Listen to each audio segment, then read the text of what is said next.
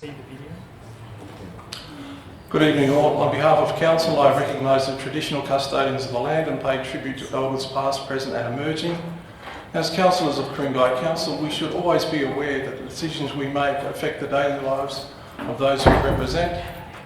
Let us all make these decisions with knowledge, goodwill and respecting the view of others.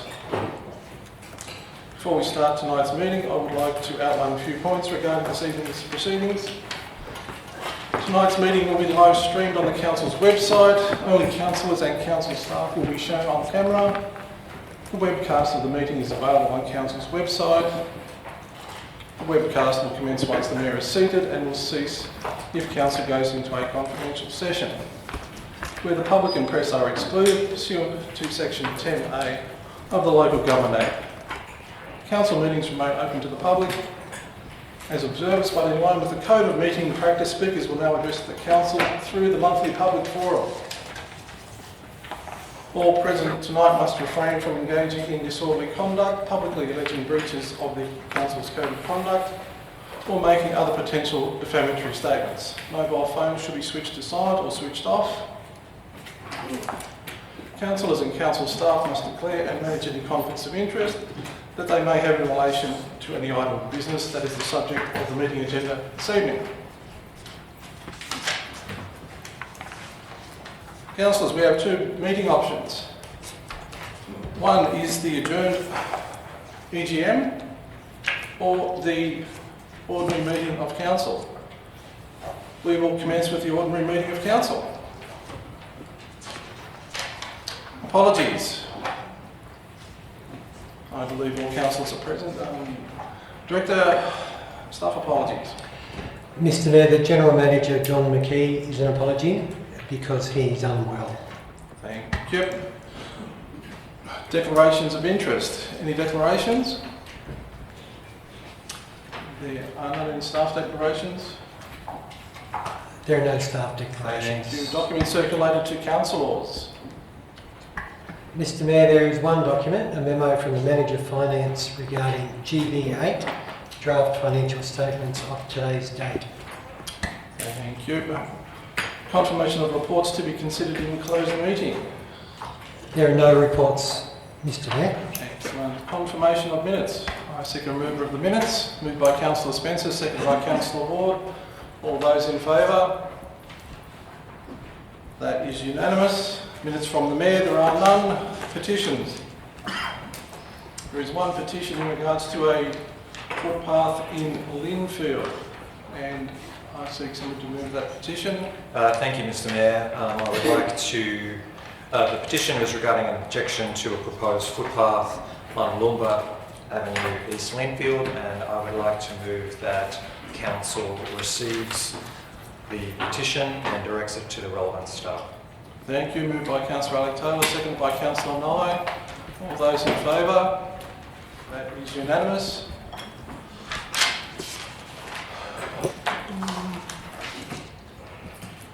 I don't think any councillors want to have a site inspection or anything in particular there.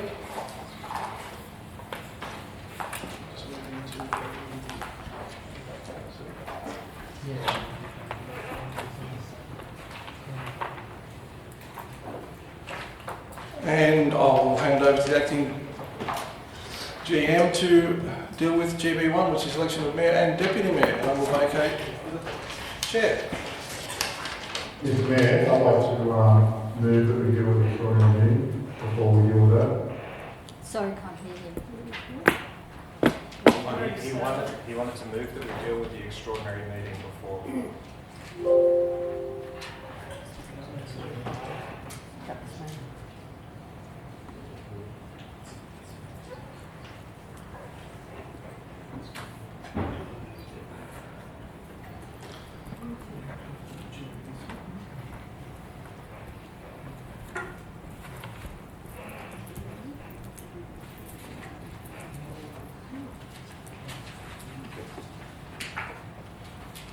Councillor Smith, you would actually need a motion to adjourn this current meeting and then move to the extraordinary meeting adjournment. I would like to move a motion we'll adjourn this meeting and deal with the extraordinary meeting beforehand, considering that it's before the council, before the mayoral election, which I think is very important to this community tonight. So that is moved by Councillor Smith, seconded by Councillor Wheatley. So all those in favour of adjourning this particular meeting and that is Councillor Lennon, Councillor Wheatley, Councillor Smith, Councillor Pettit. Against? Councillors Kay, Councillor Spencer, Councillor Nye, Councillor Alec Taylor, Councillor Greg Taylor, Councillor Ward. That unfortunately is... Thank you, Mr. Mayor. Thank you for that. I was just wanting just to ask a question through you to Councillor Spencer, if I may. There's no agenda. There's no GBI. It's not done. Councillor Spencer, I just would just interested to understand why it is not that you would not want to deal with the general manager's contract renewal, considering the fact that you've been in support Mr. Mayor. of... Councillor Smith, it's probably not actually a Q&A session just at this point in time. Would Councillor Spencer care to answer that question? I don't believe Councillor Spencer is looking to answer that question. Actually, it's very quiet at the moment. I'll accept that Councillor Spencer does not want to answer that question, so it does... It's not your turn to talk. Thank you very much. Thank you, councillors.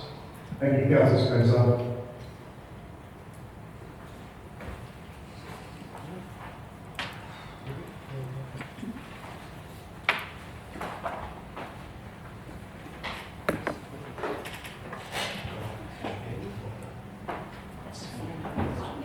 I need a friend. I'm liking. That's okay, there's a couple of vacants. Oh, your name is on this.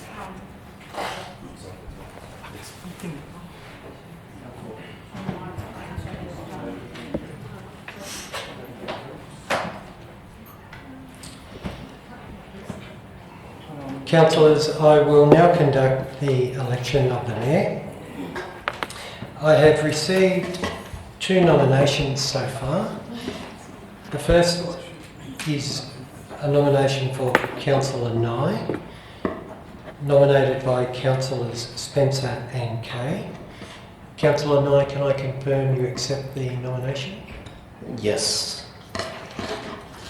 I've also received a nomination for Councillor Pettit, nominated by Councillor Spencer and Councillor Smith. Councillor Pettit, can I confirm that you accept the nomination? You can confirm that, yes? Now, before I conduct the election, are there any further nominations? No? Okay. As there are 2 candidates, Council must determine the method of voting. And there are 3 options: open voting, which is show of hands; ordinary ballot, which is a secret ballot; or preferential ballot, which is also a secret ballot. Now, I note that we have 2 councillors who are online, and those councillors can only participate in the vote if it is by open vote or show of hands. So I seek a motion for the method of voting for the election of Mayor. Thank you. I would like to move a motion that we have an open vote. Thank you, Councillor Taylor. Happy to second that. Seconded, Councillor Pettit. I will put that motion then for open voting. All those in favour? We have, I believe that's unanimous. Okay, so we will conduct the vote by open voting.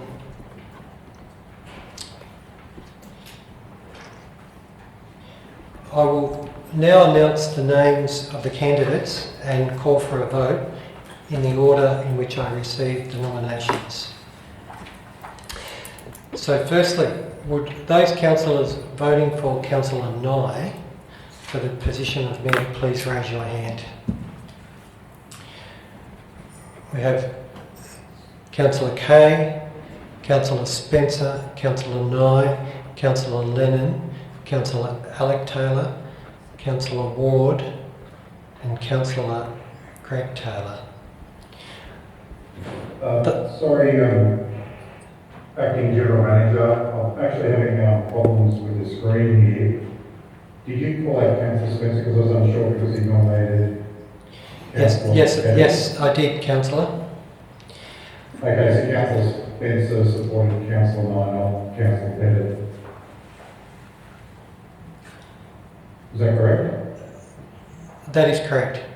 Thank you. May I ask those councillors who wish to vote for Councillor Pettit from there to please raise your hand. We have Councillor Pettit, Councillor Wheatley and Councillor Smith, 3 votes. So Councillor Nye having 7 votes, Councillor Pettit having 3 votes. I declare Councillor Nye elected as Mayor.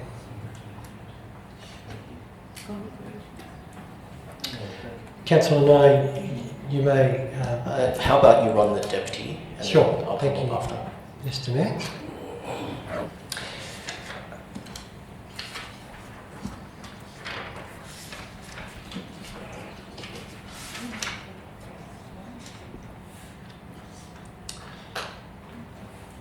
I have at this stage received 1 nomination for Deputy Mayor, which is Councillor Kay, nominated by Councillor Nye and Councillor Spencer. Councillor Kay, do you accept the nomination? Yes, I do. Are there any further nominations for Deputy Mayor? There being none, I declare Councillor Kay elected as Deputy Mayor.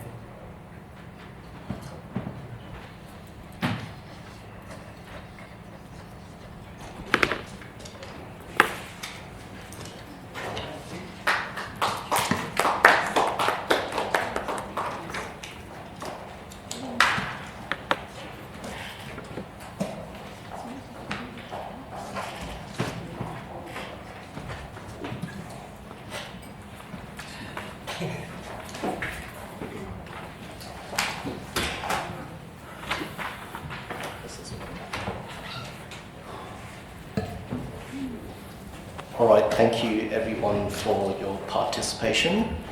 It's my first time sitting in this chair, so some of this will be quite new. Now, first I would like to thank our former mayor and former deputy mayor for serving us in the last 2 years. I really consider both Councillor Pettit and Councillor Ward as friends. And I really appreciate that the sacrifice you've made for our community in the last 2 years. I would also like to acknowledge all those who participated in the mayoral and the deputy mayoral elections. So thank you for your role in democracy.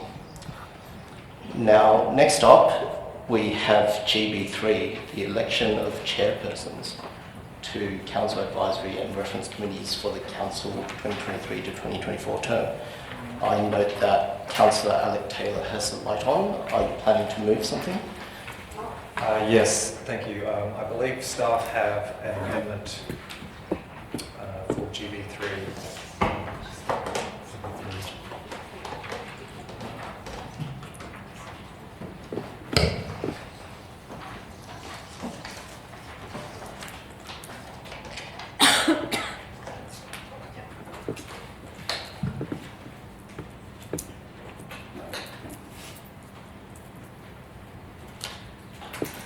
So the motion, well, I won't talk too much about it, but the major change to the motion, it includes the original GB3, plus also establishes an Arts and Culture Advisory Committee.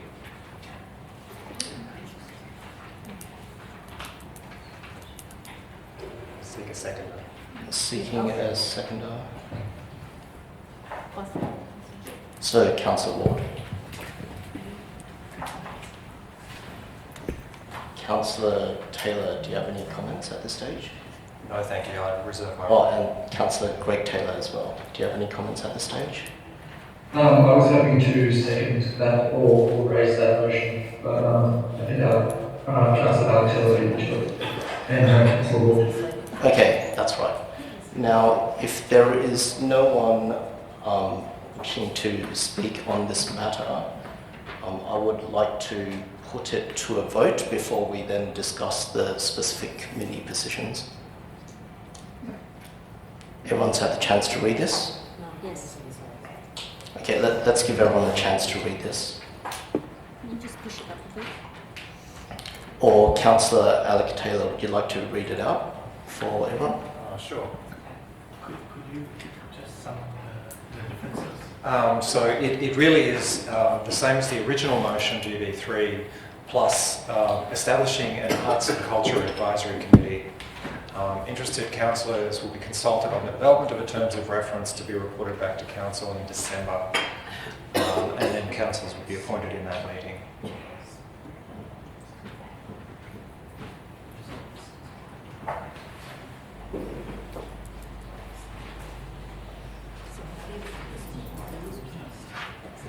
Just that one thing. Yeah, it's that one. Yeah. It's kind of.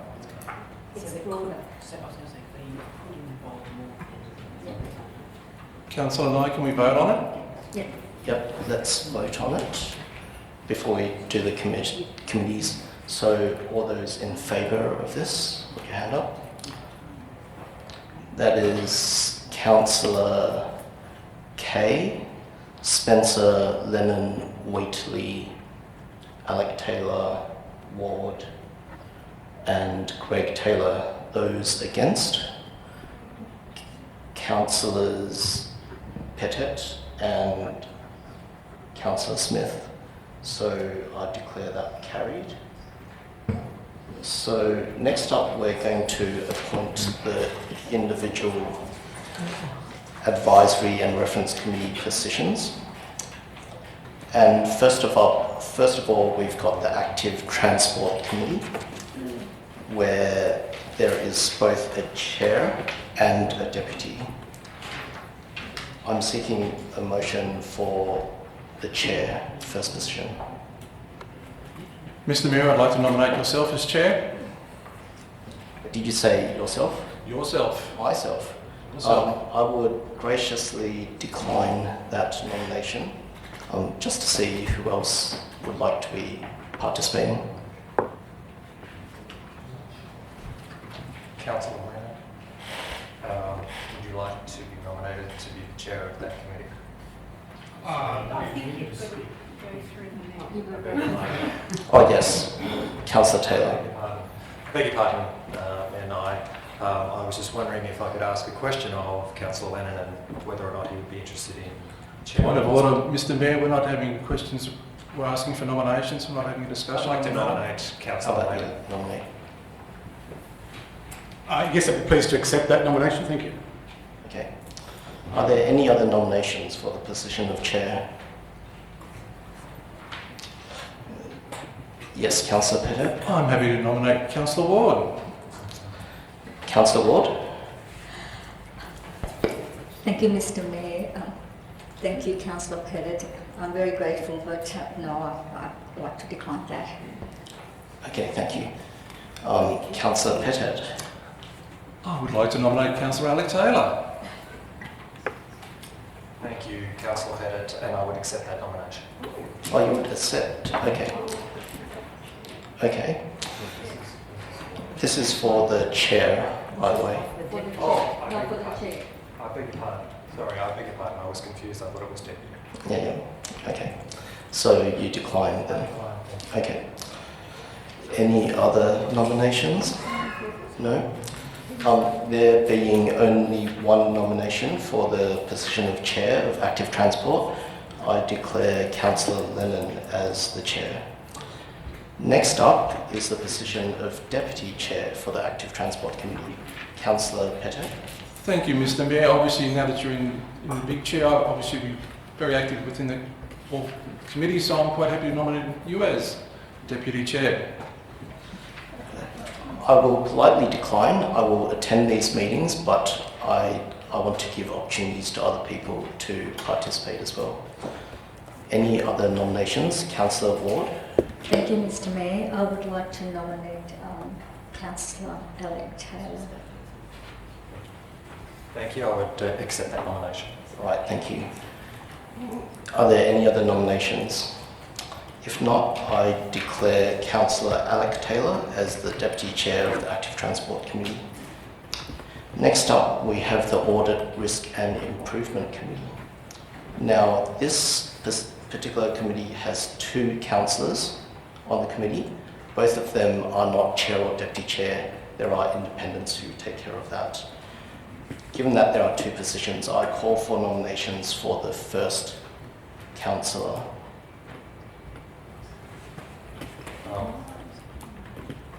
Councillor Alec Taylor had the light on first. Thank you, Mr. Mayor. I actually would like to nominate 2. I'd like to nominate Councillors Ward and Kay.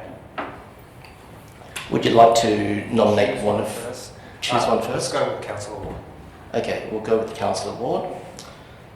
Are there... You accept? I do, thank you, Mr. Mayor. Okay, thank you. Are there any other nominations for the first position? Councillor Kay? I want to, are we talking about? Just the first position, then we'll do the second position. Oh, okay, because otherwise I want to nominate Councillor Taylor. For the first or the second? Well, Doesn't matter. do you... I withdraw, thank you. Yeah, withdraw. So, Councillor Wheatley, you've got your light on. Yes? I'd like to nominate Councillor Smith For the first position? for the first position. Okay, sure. Councillor Smith, do you accept this? I accept that, Mr. Mayor. Right, thank you. So we are in a position where we've got 2 contestants, Councillor Ward and Councillor Smith. Do either of you choose to withdraw at this point? Otherwise, we will put this to a vote. Sorry, Mr. Mayor, don't we have 2 positions where... Well, this is for the first position. Are they equivalent? So we're going to go through the second position. Does it matter? Why don't we just make these 2 councillors the 2? Mr. Mayor, we're having a debate across the floor again. Please take charge of the agenda. So what's happening is we're only doing this for the first position, similar to what we did at the start of last year. So for the first position of the Audit, Risk and Improvement Committee, at the moment we have Councillors Ward and Councillor Smith. If neither wish to withdraw, then we will have to... Mr. Mayor, I'm quite happy to accept the second position. Okay, so Councillor Smith withdraws. I declare Councillor Ward as... Did withdraw, Mr. Mayor, I just said I'm quite happy to move to the second position. Oh, you're happy to move towards the second position? Okay. So I'll declare Councillor Ward as the first, for the first position. Do you want me to re-nominate him? Feel free to. Yeah, I'd second like to position. nominate Councillor Smith as the second position. Councillor Smith accepts. Yes. And I'd like to nominate Councillor Kay for the second position. Councillor Kay for the second position. Do you accept? Yes, I do. Okay. So there being no other contestants for the second position, we shall now put it to a vote, and we will do it in the order in which the nominations were received. Mr. Mayor, I believe that I was moved to the second position. Was that not the case, Mr. Mayor? That's how I thought it was going to be too. I thought that because there's only 2 people nominated, Yeah. it was very... very ambiguous. Second position. Point of order, Mr. Mayor. Perhaps you might want to restart this one. It seems to have gone a bit pear-shaped. No, I'm just going to stick to it. I'm doing exactly what we did at the start of last year. At the point of order, I'm just saying because you actually, there was 2 people nominated, which was Councillor Ward and Councillor Smith. They were the only 2 who were nominated, and then you said that you couldn't elect them into those 2 positions, and as a result, Councillor Smith graciously moved himself into the second position, thinking he was going to get the second position, and now you're saying he's not getting it. Is that correct? So I think you probably, I don't know. It seems a bit strange to me, but anyway. Look, I understand the confusion. I'm confused. I'm confused. Yeah. Look, I understand the confusion. No confusion, Mr. Mayor. But I'm going to hold firm to what I was saying, which is we're doing this exactly the same way as we did last year. Can you first advise why you're holding that position?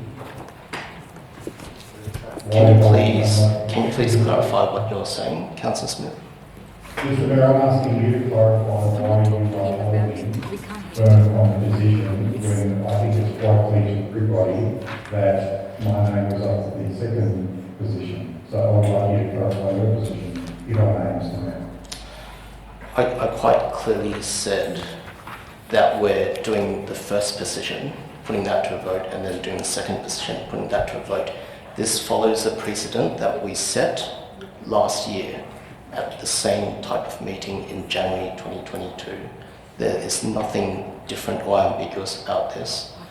So if there be no other nominations, and if no one's withdrawing, then I'm going to call for the vote first. If you're in support of Councillor Smith, then may I ask you to raise your hands. And that is Councillors Pettet, Lennon, Wheatley and Smith. And then if you're in support of Councillor Kay for the second position, raise your hands. That is Councillor Kay, Spencer, Alec Taylor, Councillor Ward, Councillor Greg Taylor and Councillor Nye. So I declare Councillor Smith as, I declare Councillor Kay as the ARIC member for the second position. I have a question, please. Yes? Sorry, I think I missed something. Did you say that Councillor Smith lost this position and Councillor Kay won the position? Yes, so Right. Councillor Smith lost the second So position. Councillor Smith lost the... Okay, Yes. Thank you. All right. Mr. Mayor, could I just clarify, did you say prior to that Councillor Smith did win? I just wasn't sure. Could you just repeat what you said or what's... I accidentally said your name, but then I clarified it. I actually meant Councillor Kay got the second position for the Audit Risk and Improvement Committee, following the pattern set last year in January 2022. Next up is the Flood Risk Committee, and I seek a nomination for the chair. Councillor Pettet. Mr. Mayor, once again, I challenge you to actually chair a committee, and I'm nominating yourself. So it will be a good experience for you to chair committee meetings, is my reasoning for that. I'm going to actually accept this position because if for anything, so that we don't have to do this for the rest of the night. So I'll accept the nomination for this unless there are other nominations for the chair of Flood Risk Committee. Anyone? No? If that be the case, then I declare Councillor Nye as the chair of Flood Risk. And now we seek a deputy for the Flood Risk Committee. Seeking nominations, Councillor Kay. I nominate Councillor Smith. So, Councillor Smith, do you accept the position of deputy? Mr. Mayor, I'm not really well for that position, and I think that you would probably work better with others in that position, so I'll decline that offer. Thank you. All right, thank you. Councillor Wheatley. I would like to nominate Councillor Ward.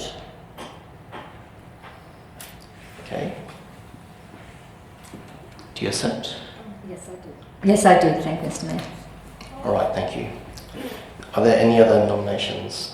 There being none, I declare Councillor Ward as the deputy for the Flood Risk Committee.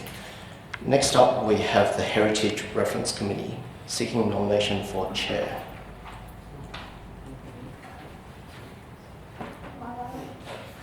First, we've got Councillor Kay. Lights on. I nominate as the chair as Councillor Wheatley. Okay, Councillor Wheatley, do you accept? I do. Right.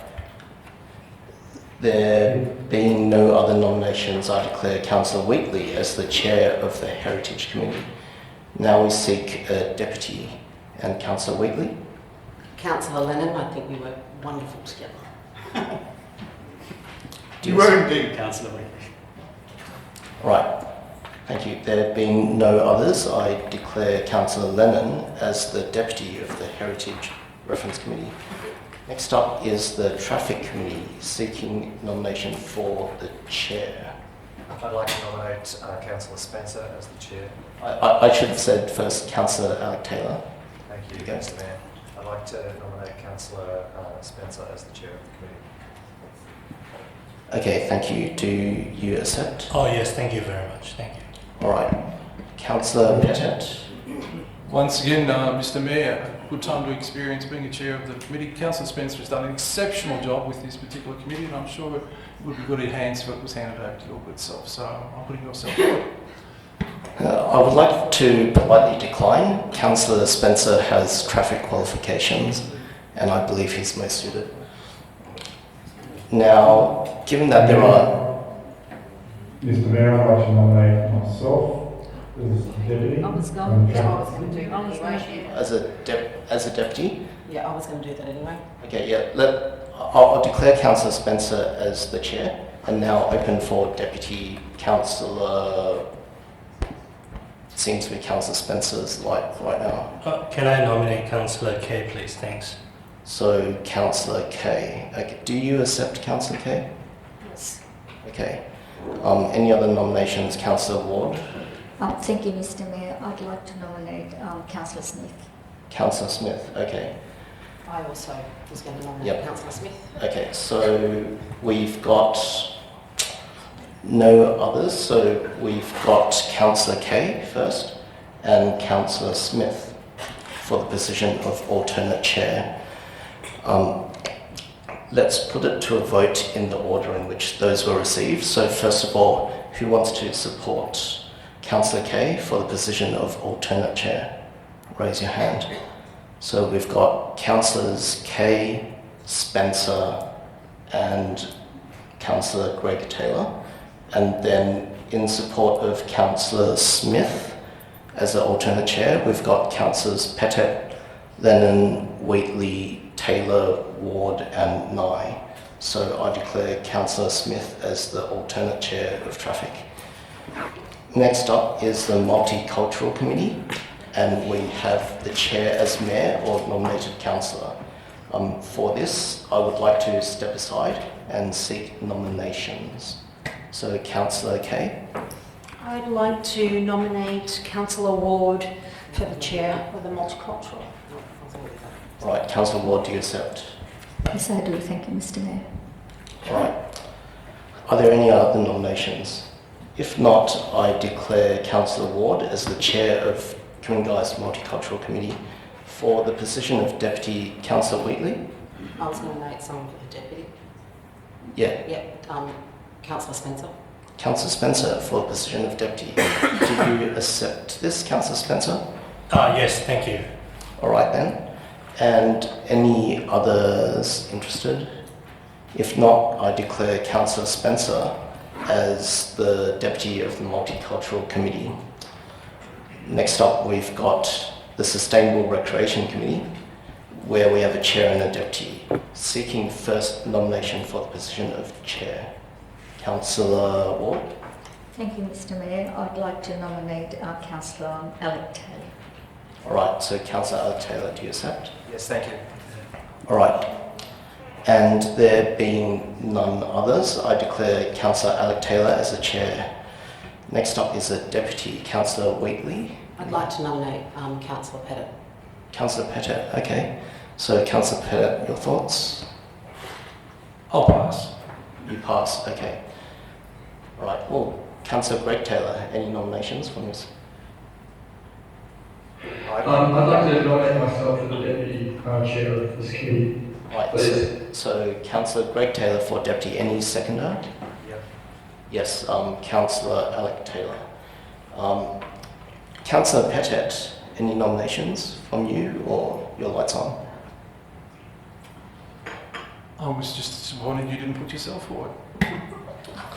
I'd like to share the responsibilities. I'm happy to attend these meetings, but I know people appreciate having the opportunity to participate. So there being no other, I declare Councillor Greg Taylor as the Deputy Chair of the Sustainable Recreation Committee, and I would like to thank all councillors for participating.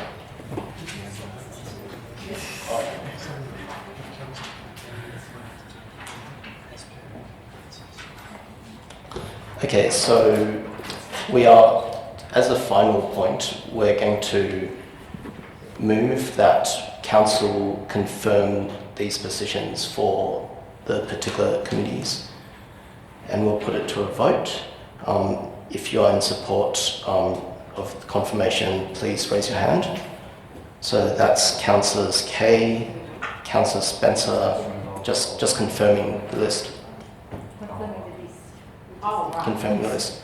So Kay, Spencer, Lennon, Wheatley, Councillor Alec Taylor, Councillor Ward, Councillor Greg Taylor, Councillor Martin Smith, and Councillor Nye, and then against, we've got Councillor Pettet. All right.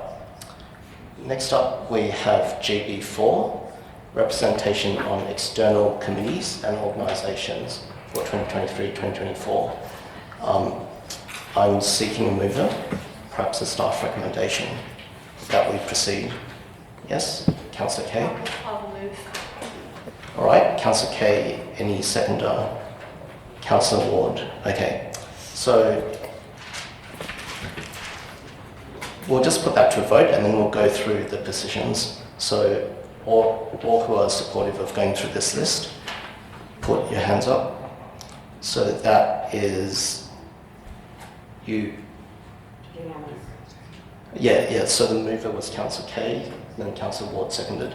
So that's unanimous for going through the list. So first of all, we've got the Northern Sydney Regional Organisation of Councils. For that, we've got one delegate that is up for a vote. I'm seeking nominations for the position of delegate to NESROC. Councillor Ward. Thank you, Mr. Mayor. I was actually going to nominate myself. Okay, so Councillor Ward nominates someone, seconds that. Okay, Councillor Wheatley seconds. Any other nominations for this position? I'm going to nominate myself also, thank you. Okay, so Councillor Kay has nominated herself, and do we have a seconder for this? Councillor Alec Taylor. All right. There being no other nominees for this position, we'll put it to a vote in order of those who were nominated. So first of all, if you are supportive of Councillor Ward in this position, please raise your hand. So it is Councillors Wheatley, Councillor Alec Taylor, Councillor Pettet, Councillor Ward, Councillor Greg Taylor, Councillor Councillor Smith, and myself, Councillor Nye. And then for Councillor Kay, we have Councillors Kay, Lennon, and Spencer. So I declare Councillor Ward as the delegate for NESROC. As for the first alternate, there are two alternates, but we are doing these one at a time. So for the first alternate for NESROC, I'm seeking a nomination. So Councillor Taylor. Thank you, Mr. Mayor. I'd like to nominate Councillor Kay. Okay, Councillor Kay. You accept this? Yes. And seconded, yes. Okay, Councillor Wheatley. I'll just wait for the second alternate. I'm going to nominate Councillor Smith. So Councillor Smith for the second position. All right. If you want to mix it up, are there any others, or do you want to do it all in one go? We can do it all in one go, reading the room here. So are there any other nominations? There being no others, I declare Councillors Kay and Smith as the alternates for NESROC. Next is the police-related external committee for the region of North Sydney to Linfield. So I am seeking, this is either the mayor or the delegate I'm happy to step aside depending on the delegate. So, Councillor Ward. Thank you, Mr. Mayor. I'd like to nominate Councillor Alec Taylor. Okay, Councillor Alec Taylor for this. Yeah, I accept. Thank you. Yes. There being no other nominations, I declare Councillor Alec Taylor for the police. Now, for the second region, which is Linfield through to Nepean Hawkesbury, seeking a nomination. I'd like to nominate Councillor Wheatley. Okay, so Councillor Wheatley, do you accept? Yes, I do. Yes.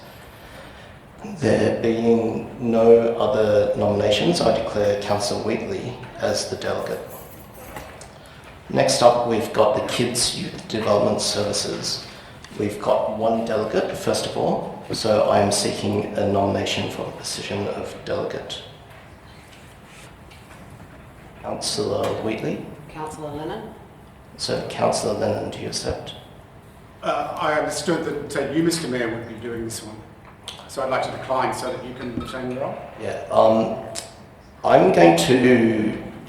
I've had discussions with some people. I think it's a good opportunity for other people to take a turn on this. I've been on it for 6 years already, and I'm of the view that as part of good governance, we need a fresh set of eyes. So I decline, but what about yourself, Councillor Lennon? Oh, very well. Yes, well, then I accept. Thank you very much. Okay, Councillor Lennon. Any other nominations? I'd like to nominate Councillor Ward. So, Councillor Ward, do you accept? I do, thank you, Mr. Mayor. Okay, so Councillor Ward. So at the moment we've got Councillors Lennon and Councillor Ward. Do either of you? Oh yes, Councillor Alec Taylor. Sorry, at the risk of pressing, I'm wondering if we could perhaps just actually appoint both of them to the delegate and alternate in the order that they were nominated. I think that would get a bit messy from my perspective. I'd rather just sort it out one at a time. So for the decision of delegate, you are both happy to contest this? Just checking? Yes, I am. Okay, so Councillor Lennon and Ward. Okay then, so we will put it to a vote in the order that it was nominated. So first of all, who wants Councillor Lennon for the position of delegate? So that is Councillors Lennon, Wheatley, Councillor Kay, Councillor Smith, and that's it, so 4. And then for Councillor Ward, who is in support of that, we've got Councillors Spencer, Councillor Alec Taylor, Councillor Ward, Councillor Greg Taylor, and Councillor Nye. So, Councillor Pettit, were you going either way? Or no. So then I declare Councillor Ward for the position of Kids Delegate. Now, as for Kids Alternate, Councillor Wheatley? Councillor Lennon. Councillor Lennon, do you accept? Yes, I do. All right. Now, there being no other nominations, I declare Councillor Lennon as the alternate. Next up is PCYC, where we have one delegate and one alternate. So we're going to do the delegate first, and I'm calling for nominations. Yes, Councillor Alec Taylor? I'd like to nominate Councillor Lennon. Okay, Councillor Lennon, do you accept? Yes, I do. Thank you. All right. Are there any other nominations? If not, I declare Councillor Lennon as the delegate for PCYC. Now we seek an alternate, Councillor Ward. I'd like to nominate Councillor Spencer. All right, Councillor Spencer, do you accept this? Thank you, but I'm going to withdraw, sorry. Okay, withdrawn by Councillor Spencer. Are there any other nominations for alternate? Yes, Councillor Wheatley. Councillor Smith. Councillor Smith. Councillor Smith, do you accept this nomination? Alternate of PCYC. Yes, I accept this position. Thank you. All right, so Councillor Smith accepts this nomination. Any others contesting it? No? If not, I declare Councillor Smith as the alternate for PCYC. Next up, we've got Eraldine, and for that, we've got one delegate. I am seeking nominations. Councillor Pettit. Mr Mayor, I'm nominating you. At this stage, I would politely decline because I want to give other people an opportunity for something they care about. Councillor Ward. Thank you, Mr. Mayor. I would like to nominate Councillor Lennon. Okay, Councillor Lennon, do you accept this? Yes, I do. Thank you, Councillor Wood. Okay, thank you. There being no other nominations, I declare Councillor Lennon as the delegate for Eraldine. Next up is libraries. Councillor Alec Taylor. I'd like to nominate Councillor Kay. So, Councillor Kay, do you accept this nomination for the delegate of libraries? Yes, okay. Okay. Are there any other nominations? Definitely yourself, Mr Mayor. Councillor Kay looked a little bit uncertain there, so maybe she didn't really want to do it, so I'm putting you forward. I'm going to politely decline that one to give Councillor Kay the opportunity to continue doing her good work on the libraries. There being no other... Well, Councillor No, Wheatley. that's to the next one. Sorry. Next one, sorry. Okay. There being no others, I declare Councillor Kay as the delegate. Now, for RFS, first of all, the delegate position for the RFS, Councillor Wheatley. Councillor Pettit. Councillor Pettit. Okay, do you accept this? No, but I'm quite happy to nominate you because it's a wonderful establishment and you'll do a wonderful job there as a delegate. I will politely decline that because I know there are others who are interested in that. Councillor Alec Taylor. I'd like to nominate Councillor Greg Taylor. Okay, Councillor Greg Taylor, do you accept this? Yes, I accept. All right. Are there any other nominations? There being none, I declare Councillor Greg Taylor as the delegate. Now, for the alternate, Councillor Wheatley. Councillor Smith. So, Councillor Smith. Okay. Do you accept this, Councillor Smith? I accept this. Thank you. Okay, cool. Are there any other nominations? Councillor Ward. Thank you, Mr. Mayor. I would like to nominate Councillor Alec Taylor. Okay, so Councillor Alec Taylor, do you accept this? Yes, thank you. All right. Are there any other nominations for alternate of the RFS? If not, I will put it to a vote, the order in which they were nominated. First of all, if you support Councillor Smith, can you please raise your hand? So that's Councillors Pettit, Lennon, Wheatley and Smith. And then if you are supporting Councillor Alec Taylor, please raise your hands. We've got Councillors Kay, Spencer, Councillor Alec Taylor, Councillor Ward, Councillor Greg Taylor and Councillor Nye. Next up, we've got the Bushfire Management External Committee. First of all is the delegate position and Councillor Alec Taylor. I'd like to nominate Councillor Greg Taylor. So, Councillor Greg Taylor, do you accept this? Yes, I do. All right. Are there any other nominations for this position? There being none, I declare Councillor Greg Taylor as the delegate. Now, for the position of alternate, Councillor Ward. Thank you, Mr. Mayor. I'd like to nominate Councillor Alec Taylor. So, Councillor Alec Taylor, do you accept this nomination? Yes, thank you. All right. And then Councillor Wheatley. Councillor Smith.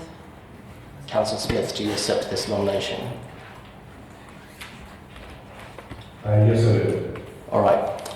Okay, so we'll put it to a vote in that order. So first of all, please raise your hands if you support Councillor Alec Taylor for the position of alternate. We've got Councillors Kay, Spencer, Councillor Alec Taylor, Councillor Ward, Councillor Greg Taylor and myself, Councillor Nye.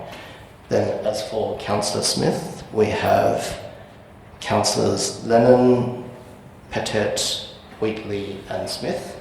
So I declare Councillor Alec Taylor as the alternate.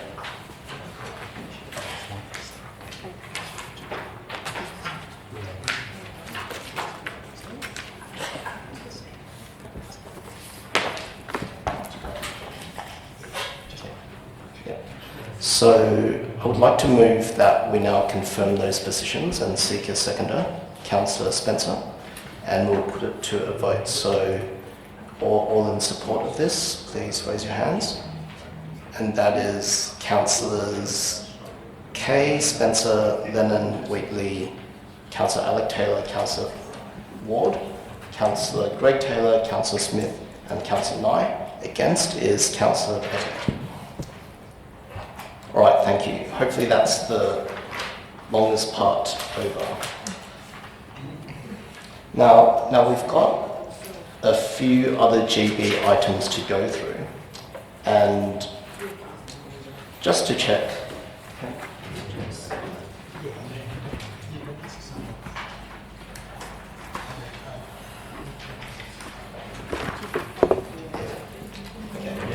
So to speed things up, I would like to see if Councillor Spencer, would you like to nominate items that will be moved without debate? Yes, thank you, Mr. Mayor. I'll try. So, officer's recommendation for GBs 5, 6, Withdrawn on GB5. All right, 5 withdrawn. 6, 7, 8, 9, 10, Withdraw on GB10. all right, 11, 12. So I'll repeat. Withdraw? Withdraw. Right? No, I got it. I'm just asking you if there's any more. So I'll just repeat. So it's GB 6, 7, 8, 9, 11, 12. All right then. Okay. So let's put that to a vote. We seek a seconder, so Councillor Ward. So let's put that to a vote. All who are in support of GB 6, 7, 8, 9, 11 and 12, please raise your hands. And that is Councillor, yep, that is unanimous.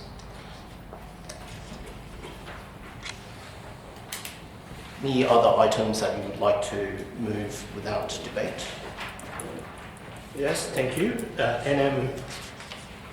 NM1. Okay. So NM1. I seek a seconder for NM1. Councillor Kay. All right then. So, Councillor Pettit, do you have any comments? Okay, yep. Let's put it to a vote. NM1. All those in favour, please raise your hands. That's Councillors Kay, Spencer, Councillor Alec Taylor, Councillor Greg Taylor, and myself as Councillor Nye. And those who are against, that is Councillors Pettit, Councillors Lennon, Councillors Wheatley, Councillor Ward, and Councillor Smith. There being an equality of votes, I choose to use my casting vote in support of NM1, and I declare it carried.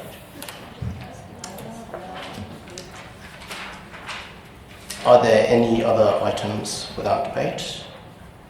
If not, we now move on to GB5, where I seek a motion. I withdrew that, so I'm quite happy to put a motion, Mr. Mayor. Right, sure. So, Councillor Pettit. And I would just move point 2, penalty increases for legal trees removal, and move point 1, which is the voluntary withholding tax. And I seek a seconder for that. So, seconded by Councillor Wheatley. So, and just to confirm, so you are saying that point 2 is left, but is that what you're after? Correct. Okay. Point 2 is included, point 1 is taken out. Would anyone else like to, would you like to speak on this matter? Absolutely, as I moved it. Okay. Yes. Now, obviously, with point 2, we have done an inordinate amount of work in lobbying the various ministers over time, whether it be Liberal or Labor. So I see no issues with that. Obviously, at some point in time, perhaps the state government might actually get off their proverbial and do something about it. But at this point in time, they appear not to be very keen to do so. In regards to the voluntary withholding tax for councillors, well, obviously this is quite unusual that Councillor Greg-Taylor's put this one forward. Really, we don't actually have to lobby the state government to do anything, or the tax office, because if you get paid an allowance of $25,000 a year as a councillor, what you can do is put some of that money away each month or each quarter as part of your funds that you will raise for your tax bill at the end of the year. You actually don't have to get anybody else involved. You can take ownership of your liabilities for the tax purposes. And if you're in a council that's only paying you about 10 grand, the average tax rate that you might be on is only 20%. Looking around 2 grand tax liability for the year. Again, you could take responsibility for your tax liability and put $500 a quarter into a separate account. Wouldn't that be far simpler? People to take responsibility for their own tax liability.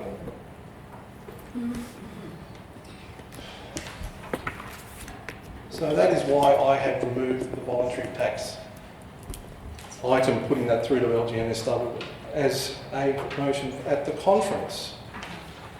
I don't see that as being a high priority for the vast majority of councillors.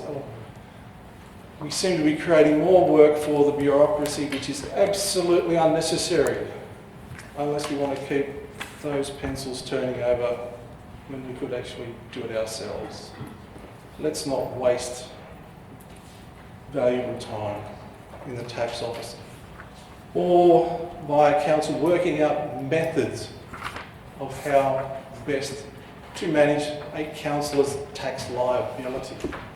We're all big enough and mature enough to look after our own tax liability. We don't actually need somebody else to do it for us. And harping back again to our trees and our fines, obviously the paltry amount of 3 grand as a fine is a pathetic amount, where you can actually chop down one tree and get a $3,000 fine, or you can chop down 100 trees and get a $3,000 fine. And the hardest thing, of course, as all our residents know, is to get a conviction. We can actually spend a huge amount of time trying to get a conviction, and if we take it to court, it could actually cost us more. So that makes sense, to encourage the state government to actually do the right thing by the residents. Thank you, Councillor Pettit. Councillor Wheatley, as seconder. Do you wish? Right, thank you. You reserve your right. Does anyone else wish to speak to this matter? If not, I will put it to a vote. All those in favour, please raise your hands. So that is Councillors Pettit, Kay, Spencer, Lennon, Wheatley, Councillor Alec Taylor, Councillor Ward, Councillor Smith and Councillor Nye. And then against, we have Councillor Greg Taylor. I declare that carried. Next up, we have GB10, the invitation to street work, lamb and grunge fundraising event. Councillor Pettit.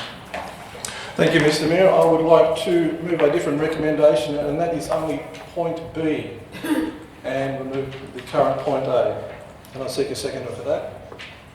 I'll second that. Councillor Kay. All right. Do you wish to speak to it, Councillor? Absolutely. Now, last year we did struggle a bit to get to our table of 10. Each councillor has an allowance for these various events. It would not be sensible to buy a table and not fill it. Councillors can advise the General Manager of their attendance, And should we get to 10, we can then buy a table. But we shouldn't necessarily commit ourselves well in advance. As you know, Mr. Mayor, we are short of funds when it comes to handing it out to the various groups. And this is a sensible way for dealing with this matter. Thank you. Councillor Kay, as the seconder, do you wish to speak? I actually concur with Councillor Pettit, and I also think sometimes when we're buying a table for one community group, it puts us in a position where any community group could ask for a whole table. I agree we do get a councillor allowance. Maybe in the future we can look at increasing that allowance so it does cover more of these fundraising events. Thank you. Thank you. Are there any other speakers? Councillor Pettit, would you like to sum up? I will, why not? May as well get one's money's worth this evening. So council, it's fairly obvious, isn't it? We shouldn't just be handing over money buying tables just because people ask for it. We have a huge number of organisations which are short of cash. If we did this for everyone, as Councillor Kay alluded to, we would be getting these requests week in, week out, and we would have a huge number of people to come and say, buy a table to this, buy a table to that. Where does it stop? It stops now. The gravy train stops. Councillors just shouldn't feel guilted into purchasing a table because somebody asked for it. Thank you. All right, we will now put this to a vote. Those in favour, please raise your hands. That is Councillor Smith. Are you in support of this? No? Okay. So that is Councillors Pettit, Kay, Spencer, Lennon, Wheatley, Councillor Alec Taylor, Councillor Ward, Councillor Greg Taylor and Councillor Nye. And against is Councillor Smith. I declare it carried. Next up we have NM2, the contract of employment for the General Manager. Now, I understand that this is a rescission motion that's being moved by Councillors Pettit, Smith and Wheatley. So, would you like to move? Mr. Mayor, I would like to actually move I would like to move the decision and a little bit more. But before I do that, I would actually like to move a motion. I wish to table a document that records the fact that the Audit Risk Committee considered the determination that has been printed for all councillors there this evening. If I could please request that that be handed to all councillors in relation to the GM.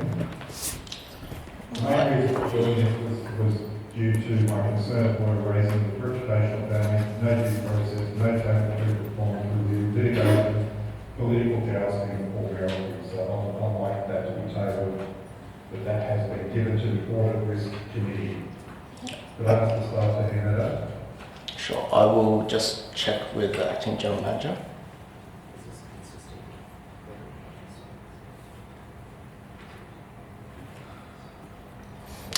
Okay, well, if you would like to hand it out, then hand it out. Well, what if I could have the screen or allow some of the staff? Well, actually, before we hand it out, can I please check that this is an accurate document? It is an accurate document, Mr. Mayor. Yeah. Mr. Mayor, is that the document sent to the Audit Committee? That was the time that for Mr. Mayor to grant yourself. Councillor I believe that it's appropriate to hand out this document, so feel free to hand it out to the councillors. Thank you. So I'd just like that to be on record. Further, I would like to move a motion which if my... So, Councillor... Just wait till we finish. Oh, okay, we'll wait till finish.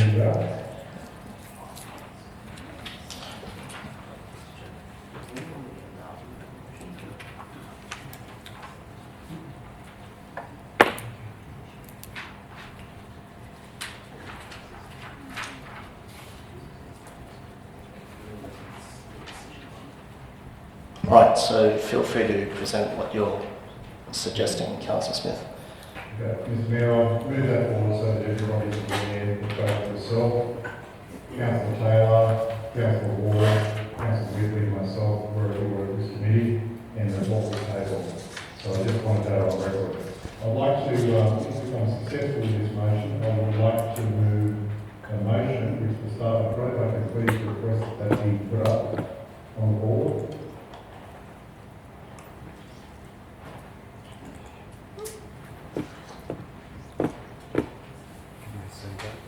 Would you like me to read it out, Mr. Mayor, or do you want me to read it? We can read it. You can read it, Councillor Smith. If I'm successful with the rescission, I put this motion forward that A, Council rescinds the decision of Council on 15th of August 2023 in relation to item C3, contract employment of the General Manager. B, Councillors express their wish to compromise and work together. C, the General Manager's Performance Agreement panel of Councillors finalise the draft performance agreement for 2023/2024 by 30th of September 2023 and present it to Council for adoption at the ordinary meeting in October 2023. D, that after 17 years of service, the General Manager be provided with a fair, reasonable timeframe to address the new key performance indicators and be offered a contract extension of 12 months, which is, I quote, the minimum under the state standard contract of employment. E, the General Manager meet with each councillor to clarify their individual expectations about performance and using best endeavours will provide a tailored plan to each councillor by 31st of October 2023 to address the issues and guide the working relationship. Quite a tall order, but that's what I'm looking forward. I seek a second. I second. So, just to clarify though, we are doing a rescission motion first. And you if... You will note, Mr. Mayor, that Yes. I said if my decision Yes, is supported, yes, moving B, C, D, and D. yes. All right. So just to tie up and make this thing, I think, a little bit more easy for everybody, that is why I've got in rescission in point A. So, we are still going to vote on point A first as a rescission, and then if So the then I'll rescission... actually, if I'm successful in the rescission, this is what I'm moving. Yes, yes, okay. So first we're going to have the rescission motion, noting also that Councillor Smith has an alternative if the rescission motion were to fail. I am seeking speakers in... Can I, excuse me, point of order, Mr. Yes. Mayor. I'd like to clarify with the Acting General Manager the legality of what we're doing right now. How does this work? Are we moving a rescission with another motion attached to it? Are we voting on that? Thank you, Mr. Mayor. It could be moved either way. It could be moved as a rescission and then a subsequent motion, or given the notice of the General Manager's contract is on the agenda, it could be moved as one motion, A, B, C, D and E. It appears as though Councillor Smith indicated that he was going to only move A, the rescission first, and if it was successful, move a subsequent motion. And if that's the case, we might ask the minute taker to just put A on the screen. Thank you.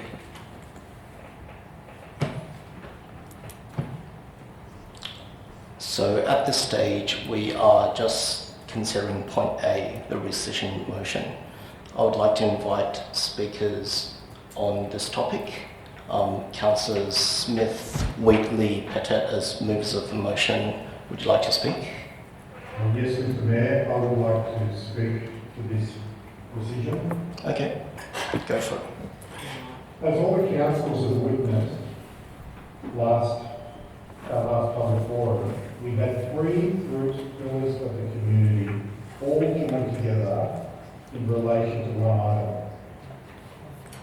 The three groups that I'm speaking about is both environment, heritage and sport. So at no other time in the whole time of my council, other than amalgamations, have I seen these three groups form together in such a protest on what this council is doing. There was a very clear message that has been sent to this council, and I believe it's up to us councillors, we need to listen to it and take guard of it. They will not accept the state politics interference that has been played out on this particular item with the general manager. The community will not accept mayoral jousting for removal of the general manager. They will not accept the GM that's been in place for 17 years with an unblemished record to be terminated without any sort of due process or being falling for any issues or anything like that. If we're not careful, we're going to be known as the council like the night of the long nights, where we just deal with it hastily and abruptly. And what type of message I'm asking everybody here tonight are we sending to the rest of the staff that are working under our guidance as their council? I think we've got to take into account that as councillors, we were elected to have high morals. We're supposed to have a high regard to fairness. We're supposed to have some type of compassion and an ability to make a fair, just decision. Our community expects that, and they won't tolerate it as councillors if we are not going to adhere to those type of roles. How are we possibly going to attract any general manager that has been a witness or there's so much discussion between all the general managers out there on the behaviour of the type of council you be entering? This is a council that has literally had no problem at all, has literally 17 years as a general manager, has managed to fight off the amalgamations, has kept us in a very financial position. We met the Fit for Future, we were one of the few councils that managed to do it in the whole of the New South Wales state. And then at just one point in time, just say, well, you know what, we're looking at your KPIs, we're dealing with one councillor, Councillor K doesn't have hand KPIs, so it can't be resolved and dealt with. And meanwhile, what happens? We just remove it. What type of message are we sending out there to any future prospect of any general manager that possibly wants to work in this place? This is a general manager that I think that we've, as councillors, I don't believe that any one of us actually have a problem with it. I believe what has been done has been completely wrong, and I believe that as councillors, we need to rectify this tonight. We're given the opportunity to send a message out there to the community that we are listening and that we've taken into account what has been said. And as we all heard that night, which I believe should be ringing in everybody's ears, that the community is not going to accept it. So for those reasons, I hope to get everybody's support here this evening in supporting this decision so that we can actually rethink this and make the correct decision, not just for us as councillors, but as for the community. And the next part we've got to keep in mind is we've got a new council starting in 4 months. What type of place is this going to be if we're just scrolling through temporary roles, trying to fill positions, and potentially lose the rest of the staff around it? As councillors, we are responsible for this. We are responsible for the community. We are responsible to keep this act together. So for those reasons, I ask for your support. Thank you, Councillor Wheatley. Councillor Wheatley as seconder. Yeah. I also will be speaking in support of Councillor Smith's motion. On August 15, 6 councillors voted to terminate the General Manager's contract effective immediately. Mr Mackay, in his 17-year tenure of General Manager of Ku-ring-gai Council, has always received satisfactory or better in relation to his performance reviews. I've confirmed this with the current Mayor, previous Mayor, Pettit a former Mayor, Mayor Anderson, the General Manager, Mr McKee, and the Director of Corporate, David Marshall. Importantly, since the termination decision, the general public have requested from the 6 councillors on numerous occasions the reasons for the decisions to terminate the General Manager. I, as a councillor, was only made aware of 2 councillors' reasonings late last week as to the decision why to terminate was suddenly made without notice. Councillor Alec Taylor has publicly claimed that Mr McKee requested an early contract of his renewal, which was not the case. Mr McKee gave a correct notice in accordance with clause 5.1 of his employment contract, plus he believes that it is good governance to change leadership, as 17 years is apparently too long in a job. Councillor Nye's public response was due to the confidentiality. He was unable to comment any further, which some commentators said his comments implied that there was an underlying conduct issue, which I was definitely not made aware of. In fact, I was blindsided by the vote to terminate the General Manager at the last meeting, as it wasn't even listed on the agenda. When voting tonight on this motion, all councillors, when making decisions, must not bind themselves to a particular outcome prior to a vote. This is governed by the Code of Conduct, which requires councillors do not take irrelevant matters or circumstances into consideration, and when making decisions must act lawfully, honestly, and exercise a reasonable degree of care and diligence, and must not act in a way that is likely to bring the council into disrepute. This is also a provision that prohibits binding caucus votes. Importantly, all councillors should be made aware of the values when making important decisions. If you're not familiar with Ku-ring-gai Council's values, let me explain the 4 core values to you for this organisation with expanded definitions so you really understand what they mean. Do the right thing.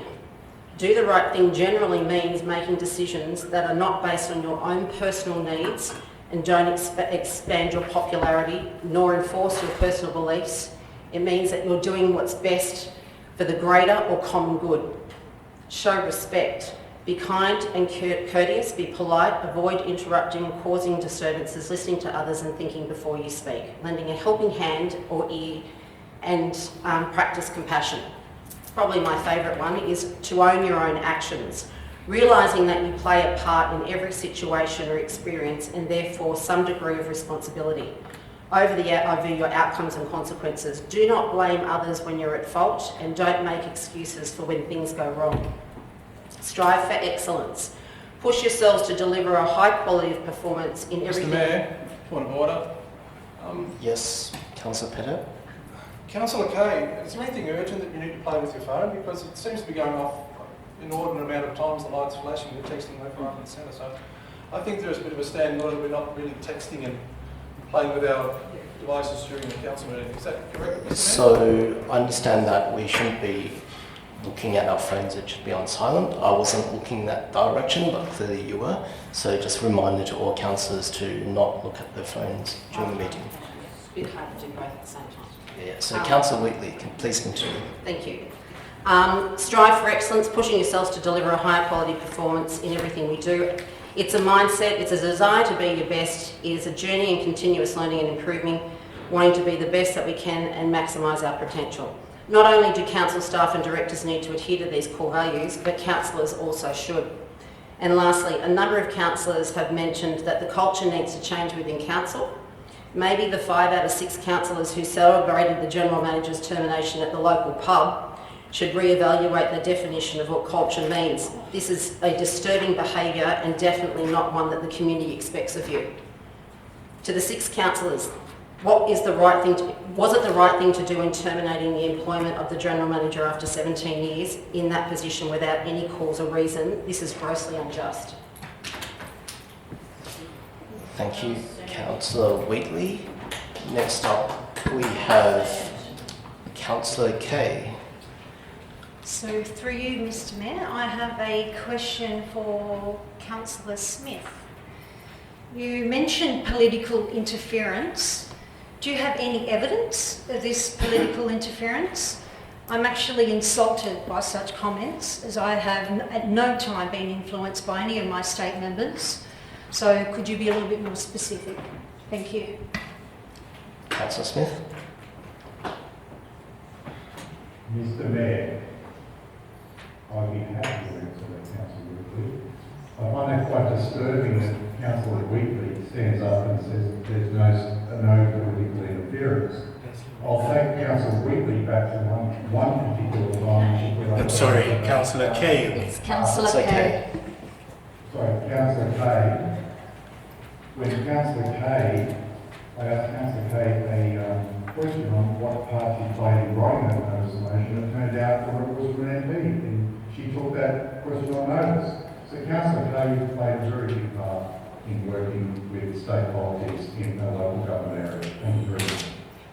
I have a response to that. That was on a joint project, and that was the St Ives Um, basketball. I don't need a response, Councillor. Oh, okay. I also have another question. Point of then order, for Mr you, Mayor. I'm getting Councillor debate Smith. across the floor. I have another question. I'm allowing a second question, so Councillor Kay. another question.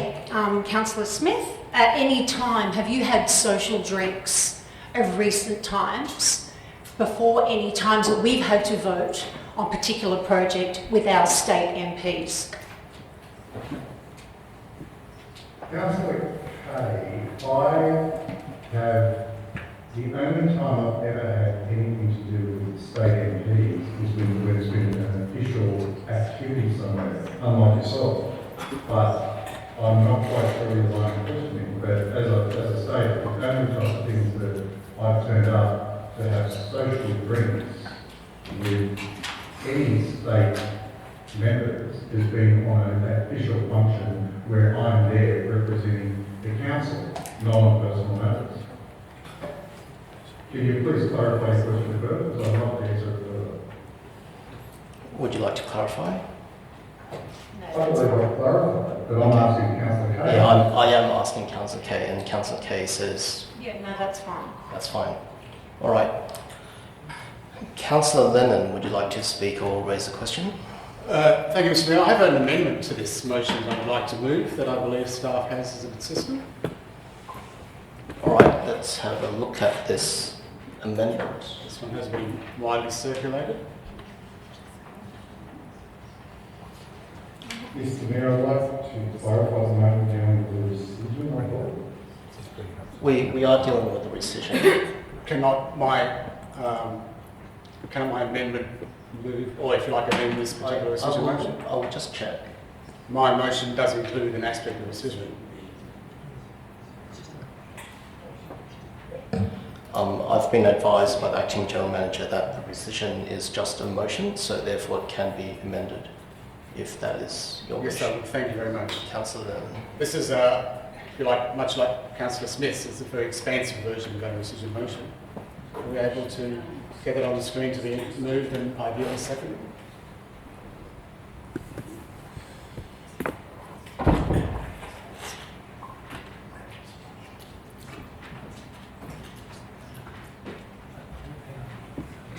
I'll second it. Do we have it on the screen? Haven't seen it yet. In the meanwhile, while we are preparing to put it on the screen, would you like to read it out yourself? I only have it, I think, on my phone. Is it possible for our staff to get hold of it?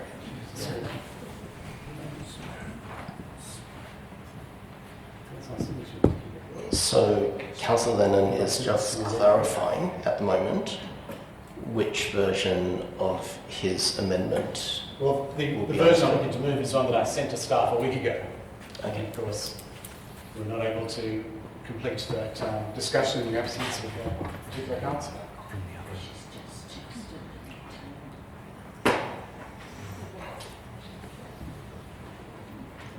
So while that is being put on the screen, would you like to read it out for us? Find it. Look, it's reasonably lengthy. Perhaps I wonder, is it worth having another councillor speak on this? Oh, we have another name up on the screen. Haven't seen it. Haven't seen it. Can you continue to? Sorry, yes, obviously what we have now. So I understood that one of our colleagues forwarded it to you. We're just calling it up now. Thank you very much. Let's just wait for it to be brought up. And at the moment, Mr Mayor, point of order, may I ask a question through to Direct or Acting General Manager Marshall? Okay, feel free to go ahead. Originally, I went to move my motion, which was B, C and D, and we're going to, and we were just dealing with the rescission, but now we're going to move an alternate motion on top of what was presented. We want to deal with the rescission in its entirety before we move something. Is that not correct? No, it's a motion. Mr Mayor, I clarified when Councillor Smith moved his motion that it could have been moved either in two parts, being the rescission first and then if that was successful, the rest of it, or it could have been moved as one motion. I clarified that and said that if it was the case that Councillor Smith, as I understood it, wished to only move the rescission, then that's what we would do, and we put that on the screen. It's now open to any council to amend what was moved by Councillor Smith. Perhaps may I suggest or invite Councillor Smith to put up the complete version of his motion. I will yes, I will move my complete motion. We are up to Councillor Lennon's amendment. I believe Councillor Lennon may be trying to allow me to put my motion up to. So to do that, you have to withdraw your amendment. Well, I haven't actually moved my amendment because it hasn't been up on the screen. Yeah, so until you withdraw your amendment, which you can bring back, by the way. Let me withdraw my amendment and I invite Councillor Smith to give his complete version. Yeah, so Councillor Smith, you have the choice right now. No, sorry. Point of order. Yes. So we are dealing with the rescission motion. Yes. If Councillor Smith wishes to now consider the other parts, like from B to whatever, he has to move an amendment, or someone else has to move it. Moving an amendment. The only option I see is if he wishes to incorporate the other points. No, you can't, because we already debated it. There are speakers on it already. You can't go back. It's we've passed that stage. I will check with the acting general manager.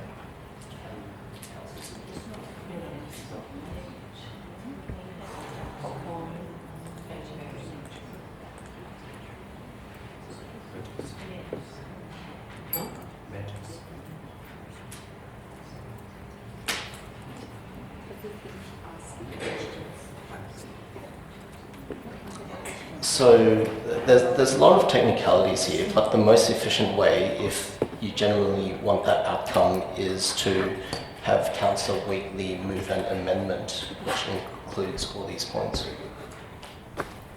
If Councillor Wheatley is of that mind. What's this? What else is that? But we're not dealing with it now. Mr Mayor, I might be able to assist Councillor Wheatley. Councillor Smith wishes to move not only the rescission part of the original motion, but the rest of it. And the Mayor just suggested that the most efficient way to do that for the meeting, to save argument, would be if it was moved as an amendment. So the suggestion was that you may wish to move it as an amendment to address Councillor Smith's desire to move the whole motion as one rather than in a rescission alone.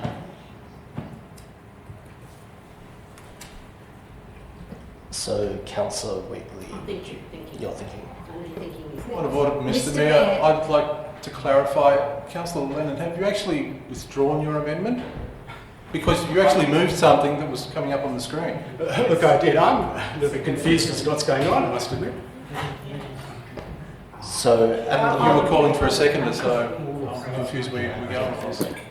Well, I'm happy to incorporate. I just said that. Yep, so they are both happy to incorporate. Let's go with that. So they are now pushing for the original 5 points. Mr. Mayor. Mr. Mayor, may I just have a clarification, please? Let's clarify. Councillor Smith initially said that if his first A was not successful, then he would put the other B, C, D. So should we be dealing with A first so that he then has an opportunity to put the others? I'm a little bit confused if the acting general manager could help us out here, please. Acting General Manager. Thanks, Mr. Mayor. Councillor Smith now wishes to move it all at once. And so we've gone through a number of ways to make that happen. One is that it gets incorporated with the approval of the seconder. The other was that Councillor Wheatley moved it as an amendment. Any of them will do. I think the intention is clear that Councillor Smith would like to move the entire motion. One way or another we can make that happen. Sorry if I... Yes. So procedurally, this is a point of order thing. Procedurally, as Councillor Pettit has raised, is that we are now we are at the stage where we are calling for a seconder to Councillor Lennon's amendment. So you can't just, dismiss whatever has been moved now, and you're calling for a seconder to go back, then to incorporate something. We just can't do that. I mean, if we can do that, we can then go back to GB. I don't know. Yeah, pick anyone. GB5. So, GB6. Councillor Spencer, my understanding is that Councillor Lennon withdrew his amendment. Yes, correct. Yes, well, I believe I did in the context of Councillor Smith's, I think, quite proper request that his entire motion be up here as the starting point. And I would look to moving an amendment against the entire A to E, which would make, I think, more sense for the meeting to consider this issue. So you So initially... I withdraw my amendment Yep. and allow Councillor Smith and Councillor Wheatley, if they so wish, to move the entire version of what Councillor Smith presented to us earlier, and then we can return to... Sorry, point of order. He has no right to say, I'm going to withdraw because I'm going to allow it. No, if he wants to withdraw, he withdraw. That's all it is. I've got a reason to withdraw, and I'm explaining that reason. No, you just withdraw. You can't say... Point of order, Mr. Mayor, we're having debate across the floor again. Can you Just to please take clarify, control? this is what's... It's a conditional withdrawal. You can't have a conditional withdrawal. No, it is not a conditional withdrawal, it is an explanation for the withdrawal. So, I withdraw and I provide the explanation. This is what has happened. Councillor Smith started with point A, which was seconded by Councillor Wheatley. There were two speakers for point A in isolation. Councillor Lennon started the process of moving an amendment, but a seconder had not yet been found, while the content of this amendment was being sought through email archives. During that time, Councillor Lennon also then withdrew the amendment, and we are back to the original motion, which subsequently Councillors Smith and Wheatley have decided to incorporate some additional changes, which was the points that they had for B, C, D and E. Now at this point, any councillor here, whoever's next up on the list, could potentially move an amendment if you have one for the screen. Councillor Lennon.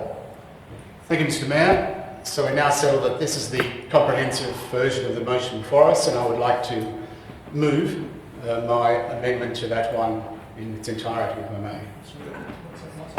Wait, so is this your amendment or? No, it's not. This is Councillor Smith and Councillor Wheatley's motion. Yes. I have an amendment to this motion. No, Smith's motion is just A. No, Councillor No, Smith's Councillor motion Smith's motion is A to E. A to E, No. but you would like to move an amendment. Yes, I would. And where is that amendment? I believe it should be in the system.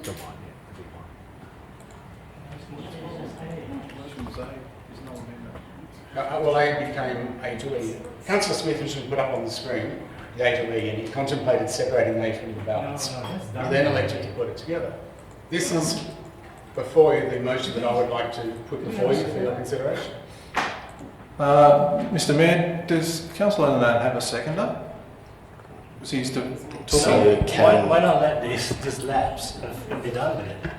Mr So Mayor, just a quick can point of everyone- order. We had the original motion. yes, was yes. 6.8, Can everyone please look at the screen and we and did have decide an whether you amendment would for like points to B and whether you would like to second Councillor Lennon? Councillor Smith just seconded. Okay, Councillor Smith has seconded this.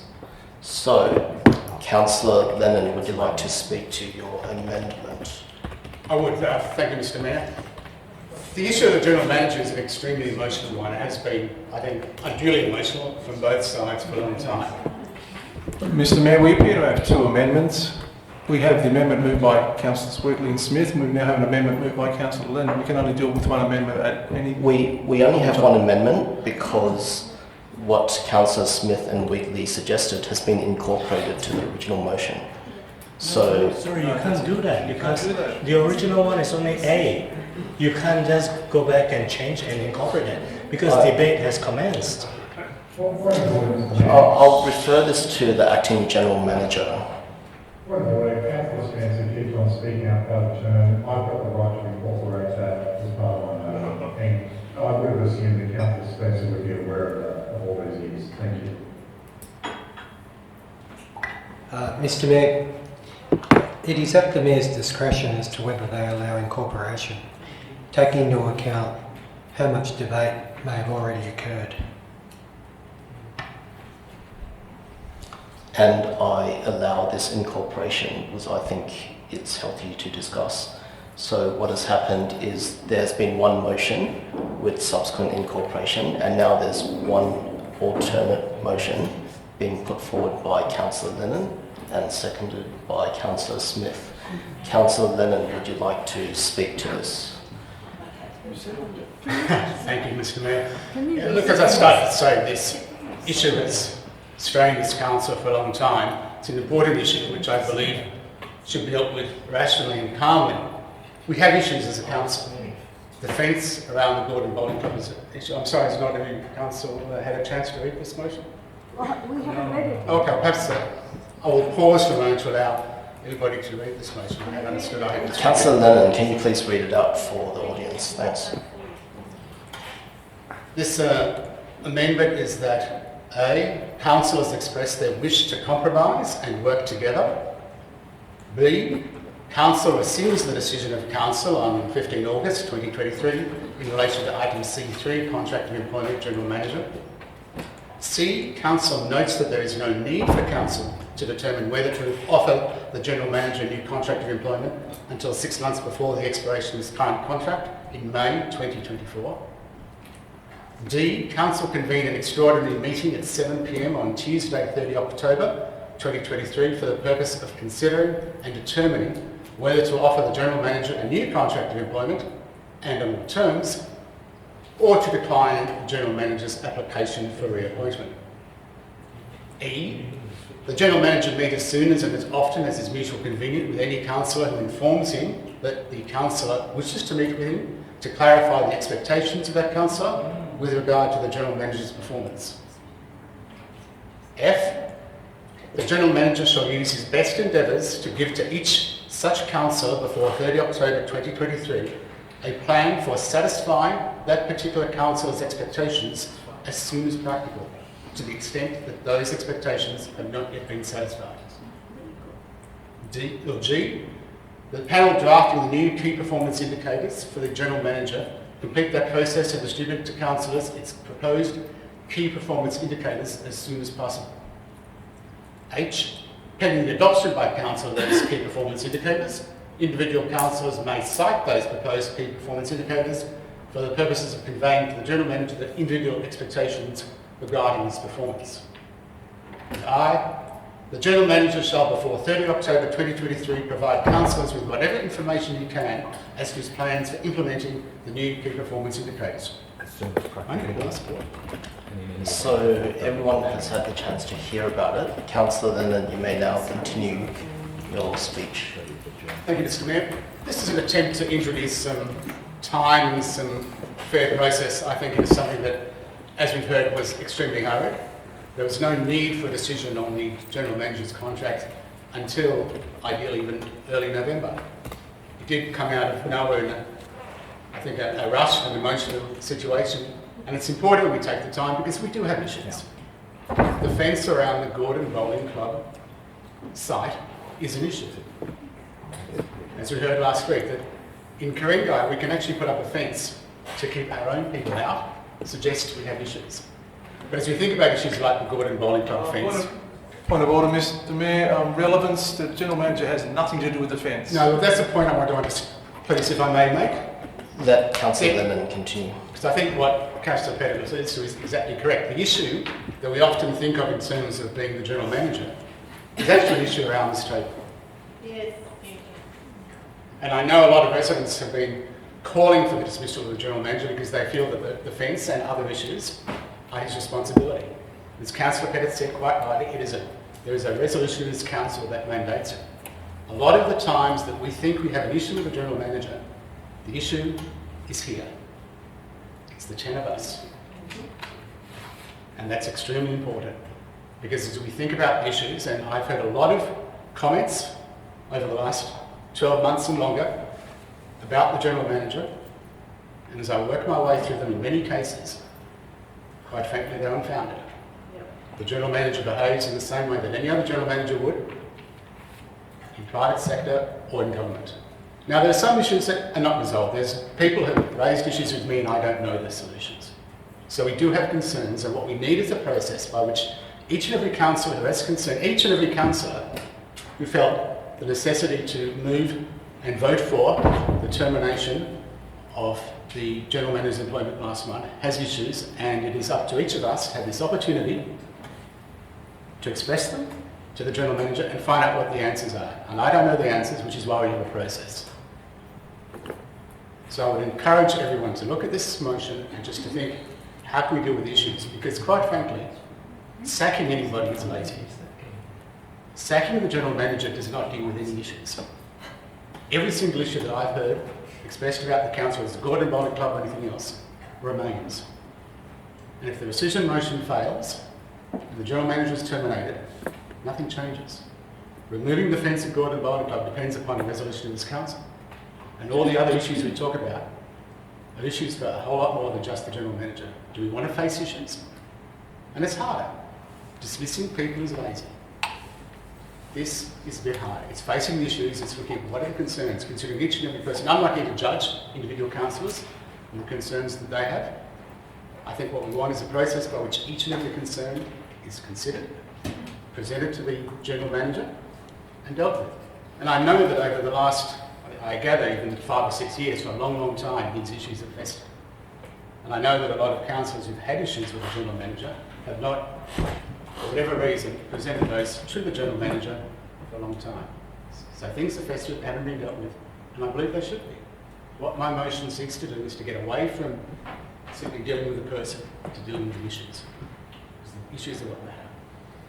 So let's encourage a process that is fair. And it's not just fair to the General Manager, it's actually good for us. You know, we don't want to just gloss over our issues and think, well, dismissing somebody makes a difference. Dismissing anybody doesn't actually do anything if you've got an underlying issue. As a council, we have issues. So I'd encourage councillors to explore this process by which we focus on the issues. And if at the end of next month, councillors still determine that they wish to renew the General Manager's contract or not, then they can do so. And it's up, obviously, to every individual councillor to do so on whatever grounds he or she thinks fit. We've lacked process. This came out of nowhere. There was never any need to consider contract renewal last month. Thank you. Councillor Smith, as a seconder of this amendment, would you like to speak? Mr Mayor, I would like to thank Councillor Lennon for putting this motion up. I do hear what he's saying. He has got a lot of strong points, and I think the things that were actually raised regarding the community, I think the only sort of difference of opinion with myself and Councillor Lennon is most of, well, I'd say 99.9% of all the decisions that have infuriated the community has actually been a council's decision, not the General Manager's decision. But I take it that, you know, there's councillors here who would like more of an opportunity to work through it. I think that any opportunity to try and work through this debacle that we're in, it will only manage to benefit Ku-ring-gai, the community, and you know, the whole Ku-ring-gai really. So for that reason, I am in support of Councillor Lennon's amendment that he's put up. I think it's very important though that we do not, we don't overlook that most of the decisions that have been controversial and has caused the heartache in the community has been by the councillors. And I'm part of that council, and I think as a council we need to all take responsibility. And I think very importantly to the community, it can't be seen that we're going to use the general manager as a scapegoat on it. So I will be in support of Councillor Lennon's amendment this evening. Thank you. Thank you, Councillor Smith. Councillor Pettit, you are next. Thank you, Mr. Mayor. And if the governors could just scroll up a little bit further. Are we? So we're talking about extending the paying of the general managers for another 6 weeks. We were at August, and Councillor Lennon was one of the 6 that voted to instantly dismiss the general manager. Now, with his motion, we want to extend the paying for another 6 weeks, being 10 weeks of the general manager not knowing whether he has a job or not. I find that somewhat offensive and inhumane. He is almost standing on the gallows waiting for the hangman to pull the rope. Surely, councillors, we can deal with this issue this evening and not put it off. You received an email from myself in regards to the general manager and why he is not here this evening. You want to put him through another 6 weeks of that? Seriously? I find that reprehensible. We are here to make decisions, not to kick the can down the road. As you know, councils were working through the process, and if you scroll down a bit further, the panel drafting the new KPIs. As we know, Councillor Nye, when he was councillor, put up a motion to form a panel. And who was on the panel? The Mayor, Councillor Nye, Councillor Wheatley. I am no longer the Mayor, so therefore I am not on the panel. That panel is now down to 2. I was just wondering whether Councillor Lennon might have thought of that particular situation. I don't even see how that is possible. Now, whilst we were working through the KPIs, one of the chief proponents of that concept was Councillor Nye. Councillor Pettit, we have some advice that this may be better or more appropriate in a closed session. Closed session. Due to the content, the advice is that this may be more appropriate for a closed session. So I am seeking a motion to move into closed session meeting with the public excluded. May I have a show of support of who would support this? We don't want it, we want to listen. She's not a councillor. So councillors who would like to, seeking a motion for this to be moved into closed meeting with the public excluded. So councillors Spencer moved, Councillor Ward seconded. And we would like to put this to a vote in support of moving into closed session so we can speak more frankly about things and also seek additional advice. Please raise your hands. So Councillors Kay, Spencer, Councillor Alec Taylor, Councillor Greg Taylor, Councillor Ward and Councillor Nye. Against going into closed session is Councillors Pettit, Lennon, Wheatley and Smith. With with that vote, I declare that we are going to go into closed meeting with the public excluded.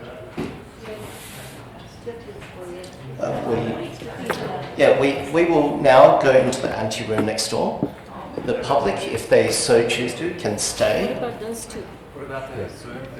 Excuse me, if I can just explain here. So we're going to be moving into the ante-room, and we will bring them in. We will bring the Zoomers in through the ante-room, and so we'll be able to involve them in the conversation there. Just bear with us while we make the transition, and just make sure the AV's working correctly. The gallery can stay.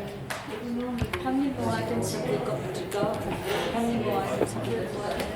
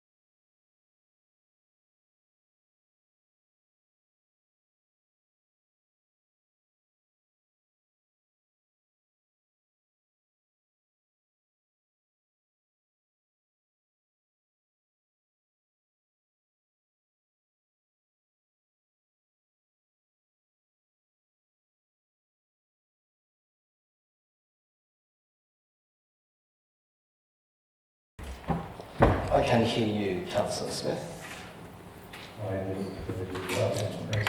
All right, thank you. We're good? We're Okay, we're good to go, Mr Mayor. Chris, in this room he All right. echoes. Thank you, everyone, for waiting.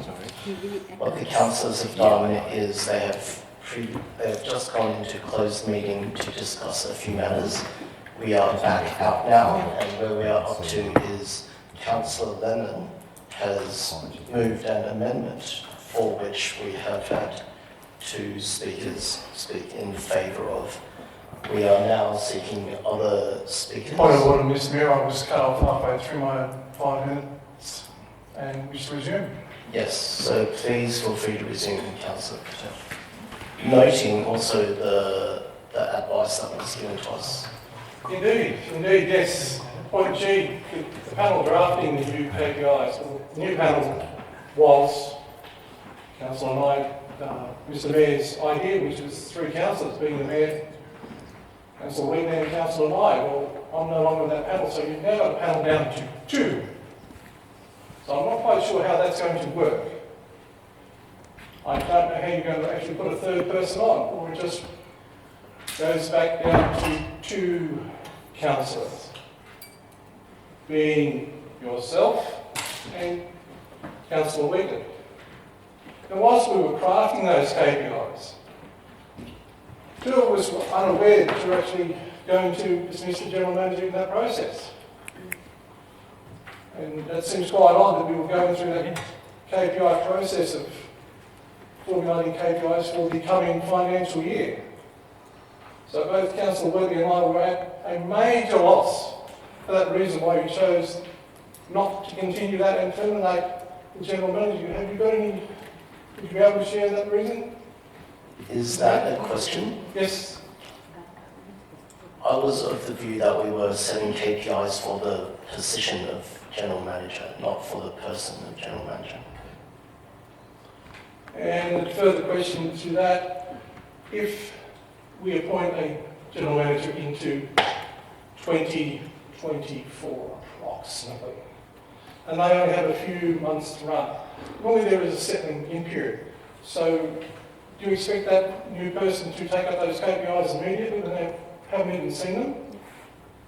The new person would be able to have discussions with the panel to see if any amendments would be helpful. And would those amendments be reported back to Council, Mr Mayor? Those would be as part of the whole process of having a new General Manager. And how long do you envisage that discussion to be with the new person? Would it be within 1 month, 2 months, 3 months? You know, there's only a bit of a probationary period for that person to come on board. In my view, it should be done within the first 6 weeks. That's quite interesting, Mr Mayor. How long do you normally have a settling period with your employer? Point of order, I believe we went straight off the topic of conversation. That's okay, I'll just have to rephrase that question. Normally there is a reasonable settling in period, so you see just 6 weeks as a settling in period for the new GM. I just want to clarify though, are you still doing your speech or are we I'm switching asking to questions. I'm asking questions. Yes. So restate the question, please. Do you see that a 6-week period is sufficient for a settling in period for a new general manager? It's not about settling in period.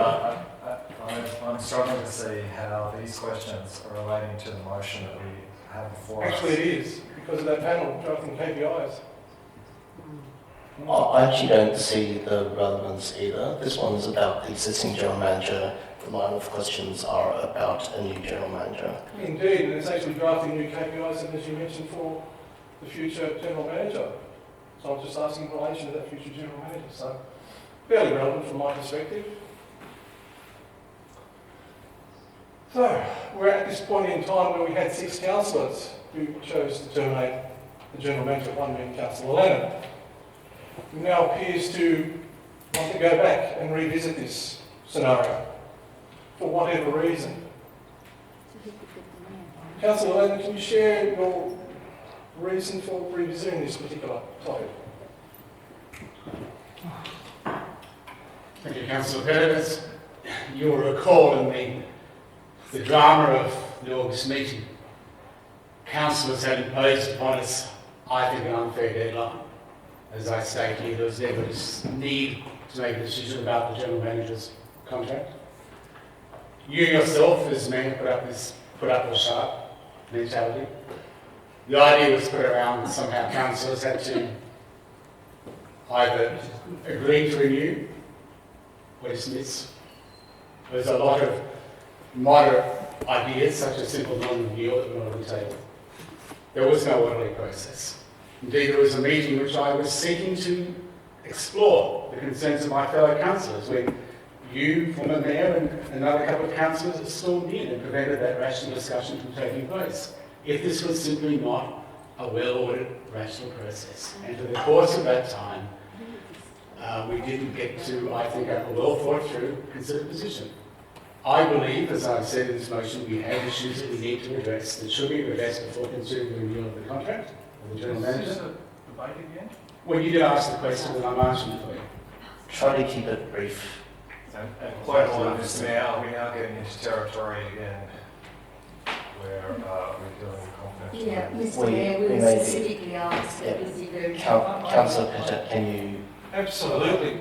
I've got a simple question, Councillor Lennon. Did you get it wrong in August with taking the general manager? Simple. This is a yes/no question. There's nothing sinister. It's yes or no.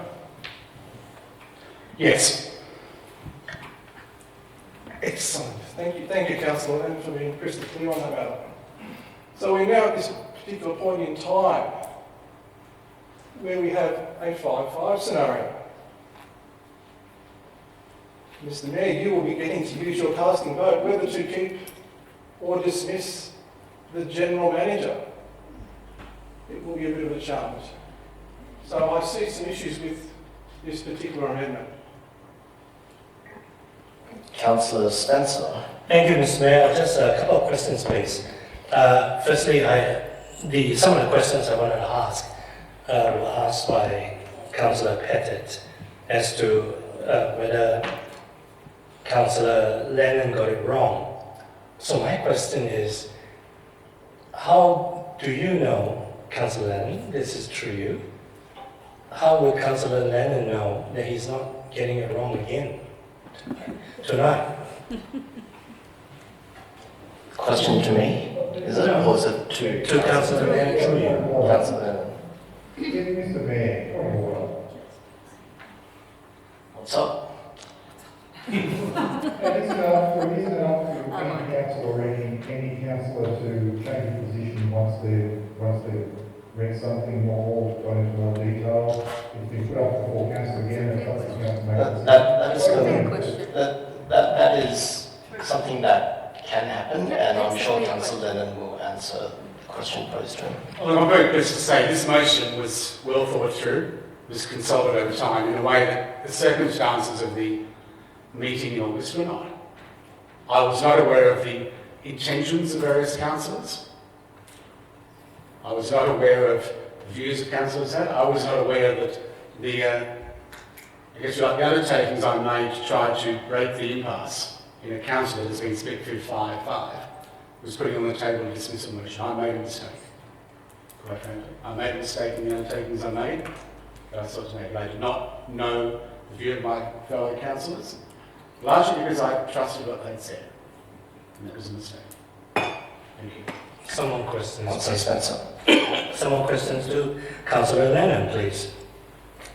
So he did concede that he made a mistake, and I did listen to his speech earlier on. It was really emotional, and if you heard carefully, you can almost have your eyes welled up and so on. So he says that this is probably thought of and so on.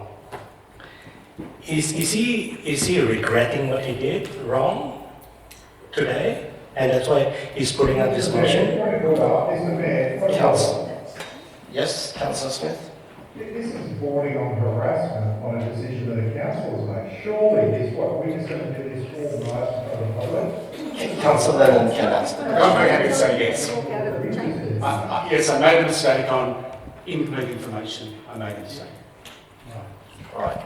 Sorry, I haven't finished my question. Yes. Go for it. Sorry, Councillor Smith, could you repeat what you were mumbling, please? We couldn't hear properly. Thank you. Oh, Mr. Mayor, I'm quite happy to repeat it, I'm just thinking what part I should repeat. Maybe Councillor Spencer should look at some of the decisions he's made in the past and where that's put Councillor Spencer in. I think that's more important. And Mr. Mayor. if it's No, Councillor... sorry. Point of order, that's irrelevant. Mr. Mayor. Yes. Please ask your next question. Yes, thank you. So is Councillor Smith suggesting that I made a mistake voting against the termination I think of the we're general getting... manager's termination? The question is to him. Is he suggesting that I made a mistake because I didn't terminate the general manager? Mr. Mayor, I would actually like to commend Councillor Spencer on that decision because it was not a decision made in 2021. I'm sorry, he's mumbling again. I can't hear Councillor Smith clearly. Guys, Why would Councillor that Smith, Councillor Smith, we can't hear you properly. It's muffling and it's not clear what you're saying. We can't hear you properly. I was saying, can you hear me now? Yes. Yes. I was saying that I commended your decision, Councillor Spencer, on the decision you made with the General Manager recently, and I thought that you changed your mind as well to what you tried to do in 2021. So I think that Councillor Lennon has taken a page out of your book on this one. Thank you. Right, Any further so- questions? No, because we didn't get to make up our mind in 2021 because he didn't show up for 11 meetings. Is this a question or a speech? Well, he asked if am I changing my mind now because we didn't have a chance to make up our mind because he didn't show up for 11 meetings. And if I'm not wrong, Jennifer Anderson is here too and she didn't show up for 11 Mr. Mayor, meetings. point of order, And she's we're here deliberating now. amongst councillors. I think we are getting a little bit off track now. There's a lot of history behind a lot of these things, and it's all on the public record. And if we were to debate it over and over and over again, we will be here all the way till midnight, and nothing will happen. I'd like to foreshadow this amendment with a different amendment, by the way, but seeking for other speakers on this topic. And if there are no other speakers, I would like to put Councillor Lennon's motion to a vote. May I have a show of hands for those who are... Mr. Mayor, it's an amendment. Oh, Okay. okay, so it's an amendment, sorry. So yes. So I would like a show of hands for those who would like to turn this amendment into the motion. A show of hands. That is Councillors Pettet, Lennon, Wheatley, Smith. Those against? It is Councillors Kay, Pettet, Councillors Alec Taylor, Councillor Ward, Councillor Greg Taylor and Councillor Nye. Mr. Mayor, you might want to try that one again. You actually had me voting for and against it. Wait. It's a bit of a problem. All right, sorry. So those who are against, again, Councillors Kay, Spencer, Councillor Alec Taylor, Councillor Ward, Councillor Greg Taylor, and Councillor Nye. So that amendment is defeated. Now, I have foreshadowed the amendment with another amendment, which I understand the acting general manager has available, and which can be put up on screen.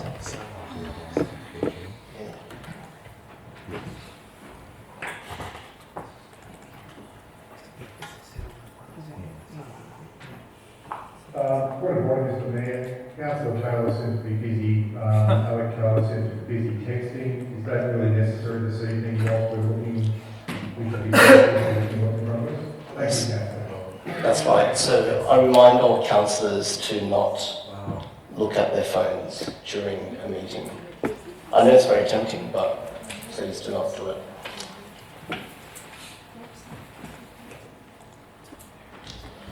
Okay, so what we have here is point A. Council rescinds the decision on Council on 15th August 2023 in relation to items C3, Contract of Employment, General Manager. Point B, the Council authorises the Mayor and or other designated persons to negotiate with the General Manager in relation to the General Manager's contract of employment, subject to any in-principle outcome being brought back to Council for endorsement. Point C, in furtherance of one above or A above, the Mayor and or other designated persons may seek the assistance of Local Government New South Wales and or other legal representatives of the Council. I seek a seconder on this amendment. There being no seconder, this amendment lapses and we are back to the original motion. So can we please put the original motion back up on the screen?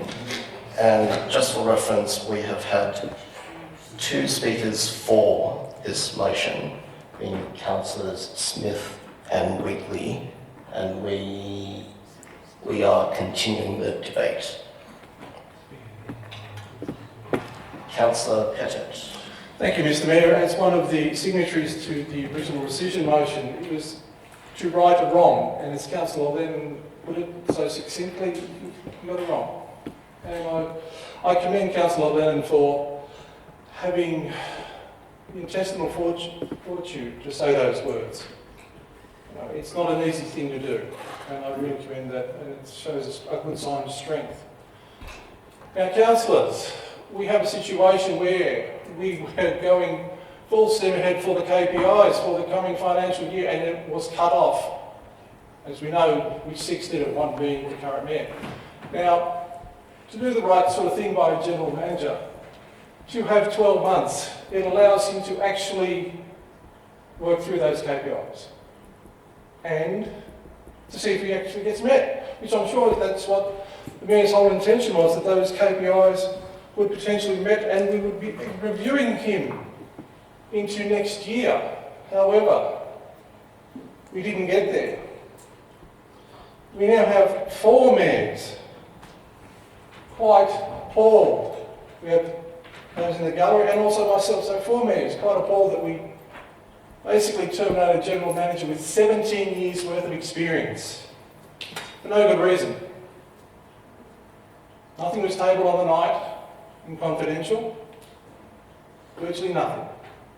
The public are totally unaware of the reasons why 5 councillors, no excluding Councillor Lennon because he wishes to go in a different direction, why those 5 councillors, including the current mayor, chose to terminate the general manager. I'm sure the general manager doesn't even know why. Surely, as Councillor Wheatley mentioned, own our actions. You 5 will be owning your actions. Big time. Another one. I'm sure we've read them up on the board. Do what is right. Is it right to terminate somebody after 17 years quality service, never had a bad performance review, for no reason? That is hardly doing what is right. Would you expect that to be done to you? I'm sure we would hate if any of our employers did that to us after 17 years. Show respect. Instant dismissal after 17 years. Again, hardly showing respect. Strive for excellence. Excellence? What have we rewarded excellence? Nobody's perfect. None of us walk on water. We are all fallible humans. We make mistakes. Has the general manager made any horrendous mistakes, which was potentially inferred in somebody's Facebook post? Having said, if you had seen basically what I had seen, you would come to the same conclusion in regards to the general manager. An interesting post indeed. Do we strive for excellence? Yes. Should we continue to do that? Yes. Therefore, give the general manager a fair go. That is all this motion is asking, is a fair go. Let him have his KPIs for the current year, reassess him after this financial year. And if you feel he has not met those KPIs or has underperformed, then go through that performance review and give him those ratings which are poor. Then, if you feel it appropriate to terminate the general manager, perhaps that might be the opportune time to do it. Not just do it out of the blue. Not just get the congratulatory messages from our local state MP. And I did have that confirmed by our councillor. They received congratulatory messages from that MP. Shameful. So councillors, and as Councillor Spencer has been extremely consistent on this matter, he actually gave the General Manager quite a good review. So, again, very consistent, Councillor Spencer. You had no issues with him. So if I add that your mayoralty into the mix, that is 5 mayors who have had no issues with the General Manager. It is bizarre then that the newly appointed mayor has an issue when 5 have not. So I implore you, do the right thing. Do what it is right. Show respect, own your actions and strive for excellence. Give the guy 12 months to prove himself. If he doesn't, so be it. Let him be the master of his own destiny, not what you guys have done. Thank you.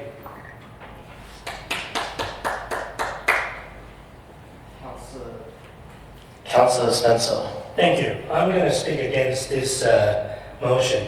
So firstly, 17 years has been a long time. Talking about amalgamation, that is a non-issue today. Firstly, that was in 2016. I was one of the Liberal candidates. In fact, I was the only one, if I'm not wrong, that signed a petition against amalgamation. Now then, amalgamation was brought about by the Liberal government, who is no longer in existence. And it was Mike Baird and, of course, Gladys Berejiklian, again, no longer in existence. So it's a non-issue. Have we rewarded the general manager for standing up for Ku-ring-gai Council in 2016? Yes, we have. We're in 2023 today. Now, leadership,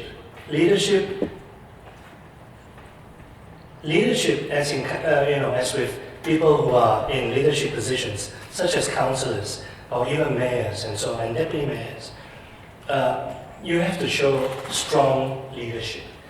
Now, that includes making unpopular decisions. The group of people that's going around saying, oh, save the general manager and so on, but bear in mind, I voted against the termination. All right, so it's really uncalled for that Councillor Martin Smith came charging out of his gate this evening on this topic, this agenda, started questioning me, attacking me, why I didn't want to discuss this and so on. Asked so many questions. Councillor Spencer, I'm not sure if you can go that far. Right. Can you please retract?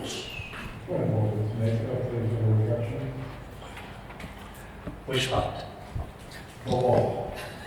You mean the part that you came out charging? The last 2 sentences, yes. Came out charging like as in Melbourne Cup? Or Can you which skip one? to the next sentence, please? Alright, we'll go to the next sentence. Attacking me for no reason, is that the one? Just go on to the next paragraph. Sorry?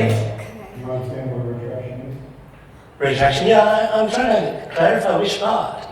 Like you attacking me for no reason when I voted against the termination, is that the part? Councillor Spencer, I'm just trying to understand what's what you're asking. The question is, why is it you've now chosen not to support? Oh, he's asking me the question. It's not your time to speak. You asked me to retract. That's point of order. So now I'll carry on with my speech. So unpopular decisions. Now the group of people, the same people coming back to say, oh, You guys are making a mistake. You don't know how good a general manager is and so on. Mr. Mayor, objection, he has still Yes. states that not retracted what was requested to be retracted. I'm just requesting the council Spencer with the retraction. Please. He hasn't clarified which part. Which part are you requesting for retraction, Councillor Smith? The part where he's saying we're attacking and I'm forced out of the gate and I'm not a force and I don't come out of gates. And I think that it was So, Councillor Smith, Councillor Spencer, will you retract that or will you proceed? I felt like he was attacking me. That's your answer, Councillor Smith. Mr. Mayor, am I going to get a retraction? It doesn't seem like it. Okay. For God's sake, let's just move on. You won't understand. Let's continue. Can I ask for a retraction for the God's sake thing? Councillor Spencer, can you please continue? Or I'll continue then. Now, unpopular decisions, then you have 3 former mayors coming out to say how good the general manager was and so on. Yes, I agree with that 100%. That was like 10 years ago. 10 years ago. 10 years ago, 15, 7 years ago, 8 years ago. You come across people who are sentimental, right?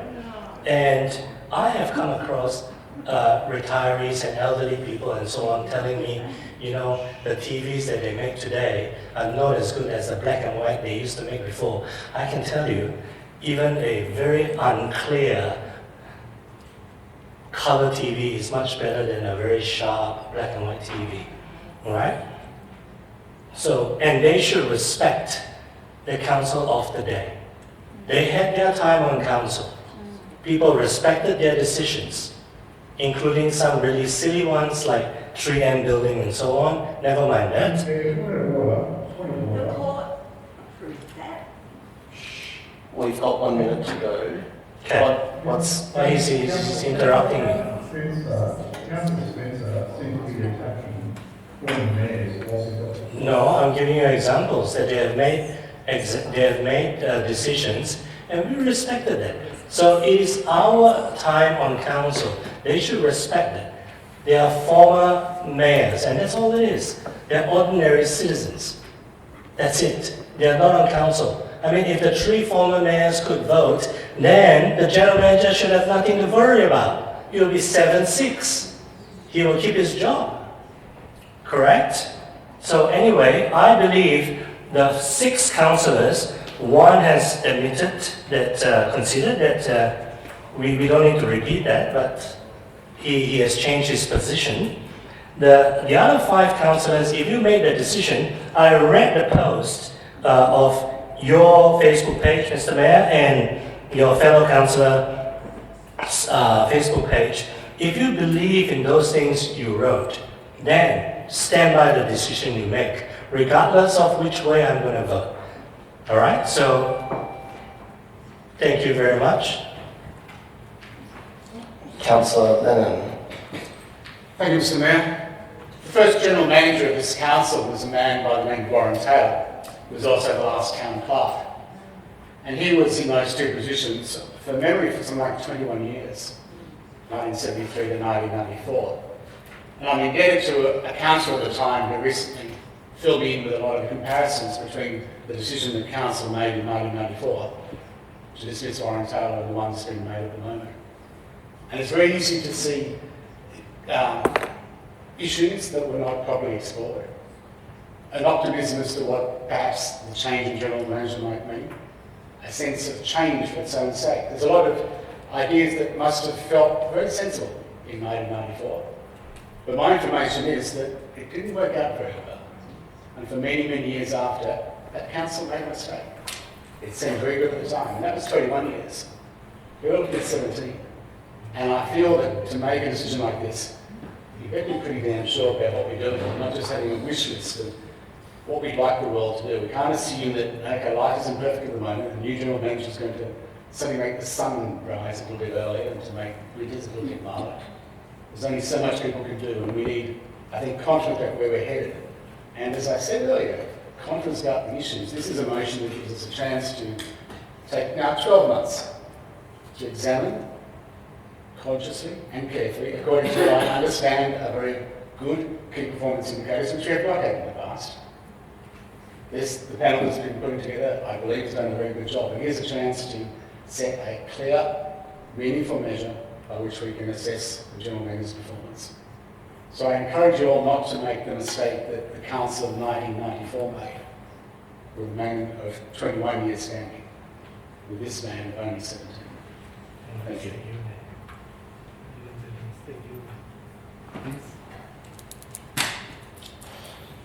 I'm seeking for other speakers or questions.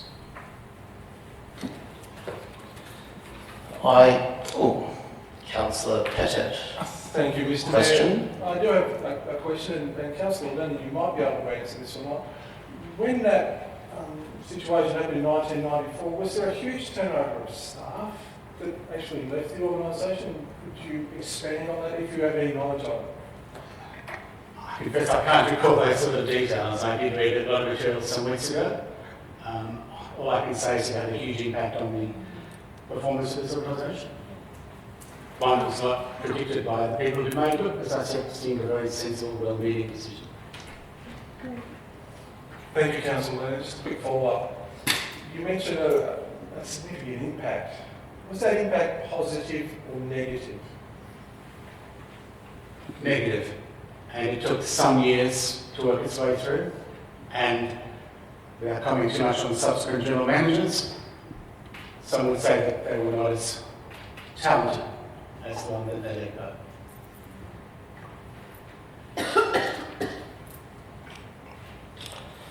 I am going to speak against this rescission motion.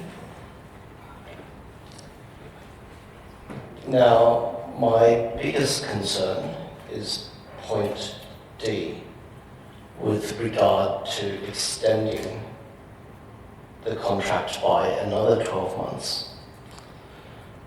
What I have seen during my time as a councillor is that sometimes the renewal of the general manager's contract tends to happen at the start of a council term. At the start of council term, you have old councillors, you have new councillors. And for a lot of the new councillors, they are still finding their feet. They are still trying to understand what's going on. They are still trying to understand the world of local government. And there's a lot to learn. And during that time, when there's a lot to learn, especially if that councillor does not have a background in local government or in finance or in, say, property or environment or recreation or anything like that, what councillors tend to do is they put a lot of trust into staff, which may be a good thing, by the way. But it also means that they have not had enough time yet to make a decision, an informed decision. Well, they always make an informed decision to the best that they can, but they do not have as much time as they ideally can have to make a decision about the renewal of a contract. Now, quite often, if you've got election cycles of 4 years, and then you've got general manager renewals, which sometimes may even be 5 years, but sometimes turn to 12 months or whatever it is, you end up in a situation where you have a brand new council, you've got councillors finding their feet, and one of the first questions posed to them within the first 6 months or so is, will you renew the contract of the general manager? And when you are in that situation, you're going to make the information based on best available information before you and based on your own personal experience to that date. Personally, and I have said this to the mayor before, well, the former mayor before, I am of the view that general manager contract renewals should ideally be in sync with the end of the council term or towards the end of the council term, where there is enough time for councillors to make a decision as to which way, hey, do I have a timer? I don't. That's not fair. I should have a timer. I can't speak for everyone. I can. Well, I'll just try to keep it brief. I'll just, yeah, that'll do. So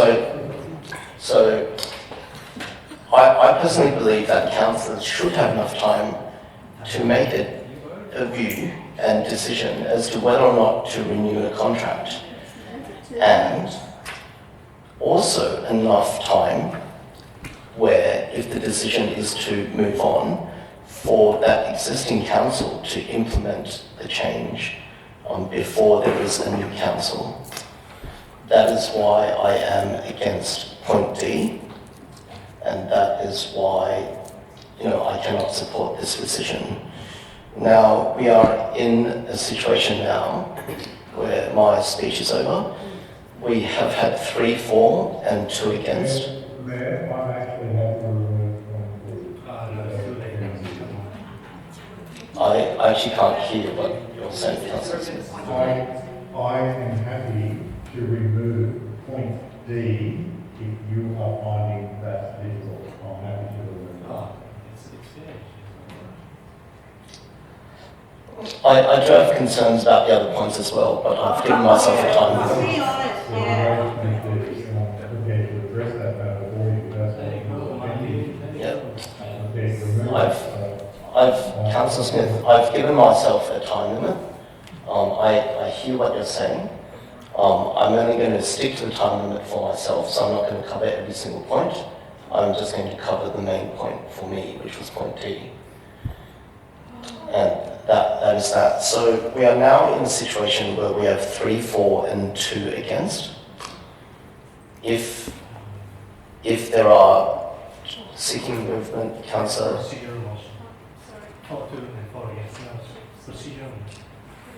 So I'll go with Councillor Pettit since his light's on. Thank you, Mr. Mayor, and it's great that you give me another opportunity to ask a couple of questions.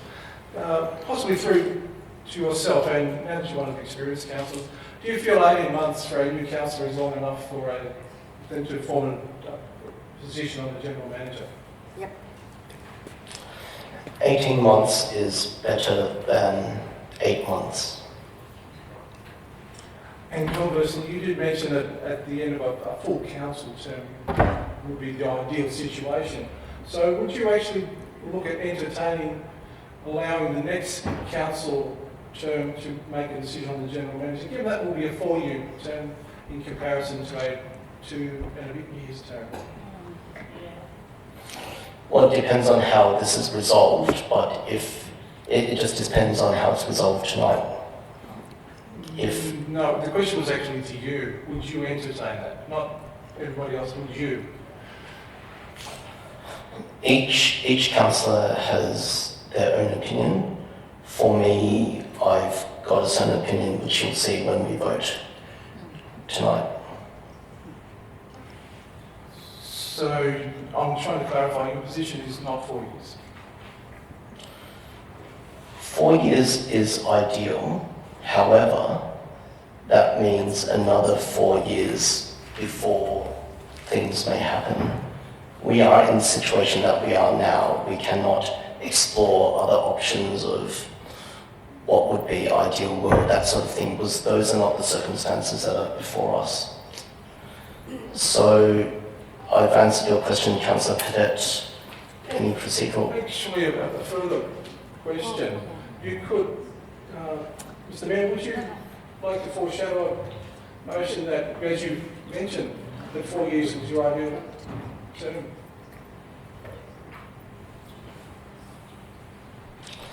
That's if at the point of the renewal of a general manager's contract is put before council, if the council is of the mind to renew the contract. And that, we've had this discussion before. I use the word, if the council is of the mind, then 4 years is ideal.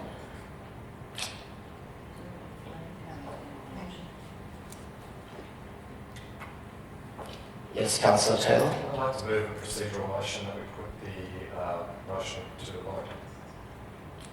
Mr. Mayor, All right. yeah, So, Councillor Smith, we're just...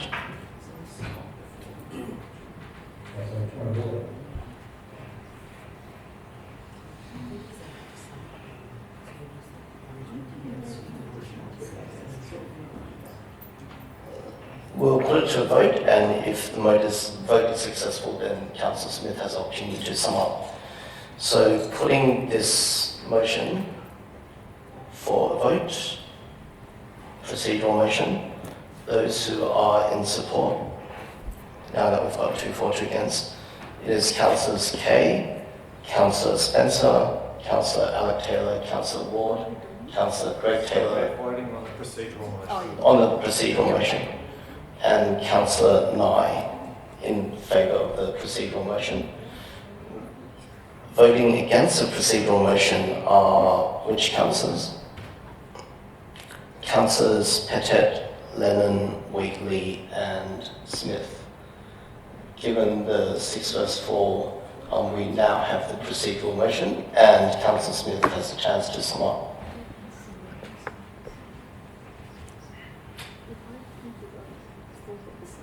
well, I hope that I can give this what it's actually due worth. I sit here before the council this evening concerned not about the reputational damage, concerned that we've got councillors that are interacting on behalf of MPs that are sending congratulations. Point of order, Mr. Mayor. Mr. Mayor, can we have some substantiation on that? I mean, that just keeps coming up all the time. Excuse me, Councillor Ward, that's imputing improper motives. Well, okay. I won't be with track of it. At the time when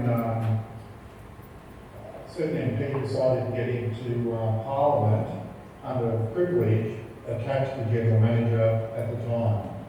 So I think we've got quite an obvious thing that we've actually had quite a history of MD interference. Councillor Smith, can you please stay on topic of this? Very much on topic, Mr. Mayor. The next message that I would like to hear is that there's been absolutely no due process from this council and these councils here this evening. I find it absolutely abhorrent that we can haul a GM out of the place without giving him an opportunity to rectify or even knowing he's coming whilst we're conducting KPIs. I think that his general manager has proved himself time and time again with this council. I'm concerned that we've got councillors here that are looking for a scapegoat. I'm concerned that we've got a councillor Spencer who in 2021 went through this path and he decided on this particular night here, he's in support, but we can see this evening that he's going against it. Seems very much interference. But in any case, I'll continue to move on. I think it's terrible that mayoral jousting comes into play when we're electing a mayor and getting rid of the general manager. I think that is absolutely disappointing. Point of order, I'm sorry, but imputing improper motives again. Imputing improper motives and, in my opinion, not true. Oh, thank you, Mr. Mayor. Thank you. I think that to sit back and watch these councillors put their heads down, knowing damn well that they're in shame if they are not here to support what we put forward here this evening. It is fair, it is reasonable, it is something that our community expects, it is something that we will all face and we will actually regret if we move forward in removing the general manager and not moving forward with my motion. I ask you all just to do what is right. I ask you all to actually congratulate Councillor Lennon that he recognises the mistake that he made, and he recognised, he listened to the community, and he put his hand up and he said he was wrong. I take my hat off to him for it. What all we need is another councillor there this evening to make the right decision, not to get on the wrong side of the vote, or just to actually just show that they were never on the right side of the vote. And yes, Councillor Spencer, that is aimed at you. I think it's absolutely critical that we also protect Ku-ring-gai, not just ourselves, but we protect Ku-ring-gai in the decision we make each month. We are going to be leaving this council without a general manager and without another general manager that wants to come here. And we know we know the mistakes that have been made. It is up to us now, we've given the opportunity, this is what the decision here is for us to make that decision right. I implore you all to get on board, support us as a community, support your representative that got up there, our pillars of society, that came and spoke at the public forum. They told you what was discussed. They do not come to these meetings unless they think something's really wrong with the council. They all join together, they're all sending the same message, and as a council, if we can't take that on board, we deserve to face that at the ballot box. So for all those reasons, I please request that you make a decision that's the heart, that's right, and that we can sit by, and that later on we go through and we're comfortable with the decision we make. And God help you, I hope that we can all sleep properly through the evenings. Thank you. Thank you, Councillor Smith. We now put this rescission motion to a vote. Those who are for the rescission motion, please raise your hands. That is Councillors Pettit, Lennon, Wheatley and Smith. Those who are against the rescission motion, raise your hands.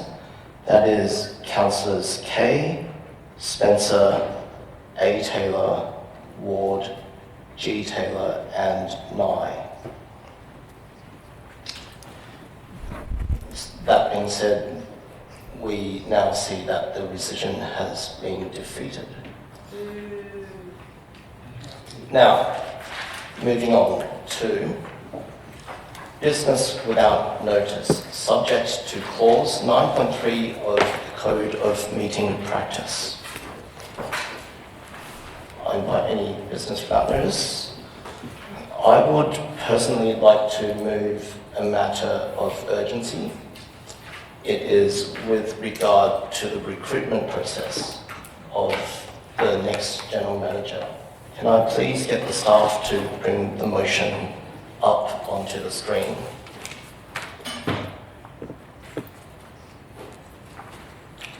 I'll just speak very briefly about what this is about, and then we will put to vote whether we want to consider this as a matter of urgency.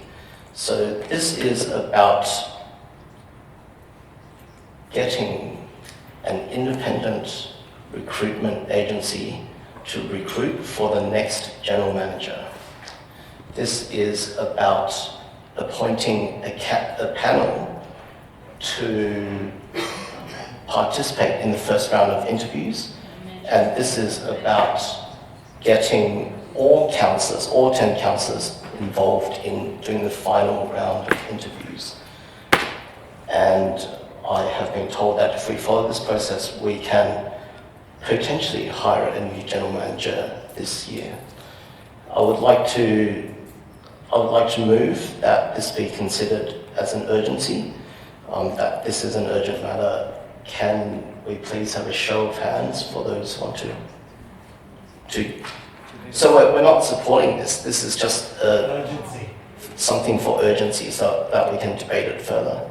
So show of hands, those who want to explore urgency. So that's Councillors Kay, Councillor Spencer, Councillor A. Taylor, Councillor Ward, Councillor G. Taylor and Councillor Nye. Those against urgency are Councillors Pettit, Lennon, Wheatley and Smith. So that is carried and has the permission of the chair. I would like to now tell you what I'm proposing to move and seeking a seconder. So I'm just going to read this out. Point A, I move that Council reaffirms the Director Corporate to act in the vacant position of General Manager in accordance with Section 336, Part 1 of the Local Government Act 1993. Part B, Council commences the recruitment of a new General Manager by engaging Local Government New South Wales Management Solutions. Given that it is the member body for local government, LGNSW will be positioned to independently invite and screen the most suitable candidates due to their extensive networks, market knowledge and specialised local government experience. A panel comprising of Councillor Pettit, Councillor Wheatley, Councillor Kay, Councillor Ward and Councillor Nye will work with the independent recruitment consultant to shortlist and conduct the first round of interviews in October or November 2023. Part D. A final round of interviews may take place in November or December 2023, where the candidates will be invited to introduce themselves before each of the 10 councillors take turn in asking questions. Part E. Depending on the outcome of interviews, Council may be voting to appoint a new General Manager at the 12th of December 2023 Ordinary Meeting of Council. I'm seeking a seconder for this, Councillor Spencer. Right, so I'm going to speak to this motion. Look, so the resolution tonight was clear. After a lot of delay, the rescission motion was defeated. And now it is time to heal and move on. Now, as part of this process, it is very important that the recruitment of a new General Manager, or at least the initial shortlisting, is done in an independent manner. Local Government New South Wales, they participate in lots of General Manager recruitment processes and they have extensive networks, they can do it at a reasonable price, and they've got the networks to reach out to potential candidates. I will explain that later. Now, members of the gallery must be in silence while the debate is occurring. Now, as a former mayor would also say. Now, it is important that the initial shortlisting and recommendation is conducted independently. We've seen how it has failed, even in the last 12 months, at a local government, at a state and at a federal level. And I'm not interested in that. I do want the candidates to be shortlisted, the candidates to be screened, the candidates to be considered initially by an independent reviewer before a panel of councillors, one from each ward with experience in these sorts of things, and from totally different political spectrums, can work together to have the first round of interviews with shortlisted candidates. As a final round of interviews, so we may have, for example, 6 to 8 candidates which we will conduct a first round of interview with. Now, after the panel is of the mind of who may be the 2 or 3 most relevant ones to engage, we will have these 2 or 3 candidates come before all 10 councillors here to introduce themselves, to state why they are the most appropriate for the role, and to have each councillor here ask a question and for them to answer it. So all councillors ultimately will have the opportunity to participate in meeting the final round of candidates. And then once we've met the final round of candidates and have discussed the merits of each, we can then potentially come together at the December ordinary meeting of council to vote for who we believe should be the next general manager of Ku-ring-gai. This is a process which I have seen in the corporate world, that there is an independent consultant that pre-screens it all, that there is a panel that is involved in the first round of interviews, and that the board or the governing body has the opportunity to ask more questions and get comfort before the final candidate is chosen. I believe that this process is something that would be for the benefit of the residents of Ku-ring-gai. I have checked the process with both the acting general manager and also with those in the recruitment space. I believe that this is a realistic time frame, and so do they. And yeah, I believe that this is the way to go forward. If we don't do this now, this is going to just drag on and on and on, right? Like, if we don't do it this side of December, it's probably February or March. And then there won't be much time for the new general manager to get their feet on the ground, to understand what's going on, and then to start delivering, a continuation of service. So that is why I would say that I would advocate for this to be supported, and as Councillor Spencer, I would seek to see if you would like to speak as seconder. No, you reserve your right. Anyone else? Councillor Pettit. Thank you, Mr Mayor. I would like to move an amendment where you remove my name and Councillor Wheatley, and I seek a seconder. Mr. Mayor, sorry. Councillor Pettit, I'll second that. So the amendment is the same, A to E, but instead of Kate Pettit, Ward Wheatley, 9, C. Chris. C is missing Pettit and Wheatley. Can I ask the basis for that? I was looking forward to your contribution. So Councillor Pettit, as the mover of the amendment, can you please speak to this? Oh, seeking a second. Second was Councillor Smith. Was Smith. Certainly this, when I saw the 5 names pop up, and I had no idea that this thing was even coming. It was urgent. I find that quite offensive. I don't see that we have to rush out and quickly do a panel just to suit a new mayor. Given what I have seen, the way things are voting tonight, we have 3 councillors who voted to sack the general manager and 2 that did not. That's looking 3-2. So Councillor Wheatley and myself appear to be just there making up the numbers from my perspective. Perhaps you might wish to look at a greater number of councillors. I don't want to be party to this. So Councillor Smith, as the seconder of this amendment, would you like to speak first?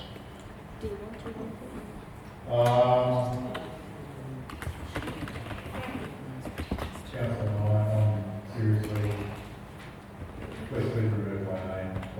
I'm not prepared to be associated with it.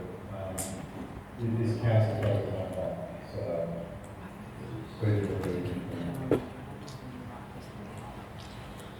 All right, thank you. Councillor Lennon.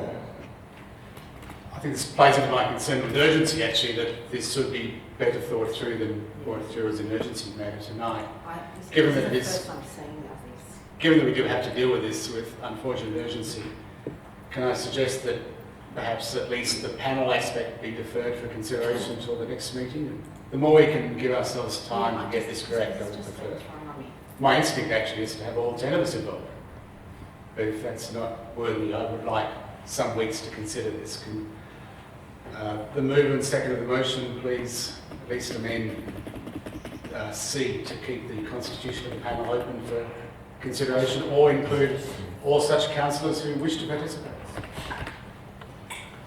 Are you asking a question, and are you asking it to the amenders or to the... Well, I suppose I'm asking to the whether the mover and the seconder of the amendment would be happy if, instead of deleting names of people that I would like to see involved in this, instead replace any names with, or if you like, remove reference to a panel, but saying all councillors will be involved.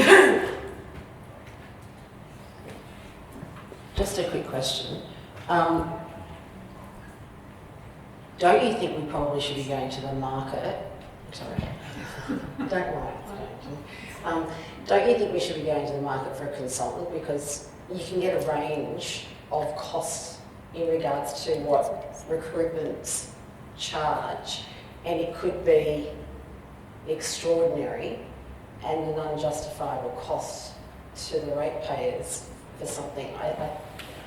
I know you're saying you want something urgently, but there's just I'm looking at this and going, there's a lot of questions here.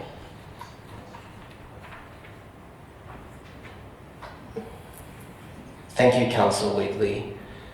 I have been involved in discussions to understand the cost of this service provided by local government New South Wales. I do know what the cost is. I do know what the cost typically is for other recruitment services of this kind of price range. And if I were to, I don't want to publicly tell you, but I can assure you that this price is very reasonable. The Acting General Manager, would you like to comment on the pricing without disclosing? Mr Mayor, I concur. It is competitively priced. So very competitive. So therefore, I personally don't have an issue with the pricing aspect, and I am comfortable with their access to networks. Can I also just reiterate what Councillor Pettit said in regards to C? If that can be taken off the table for further discussion, I think that would be good, given the fact that it's just sort of been put upon us at the last minute.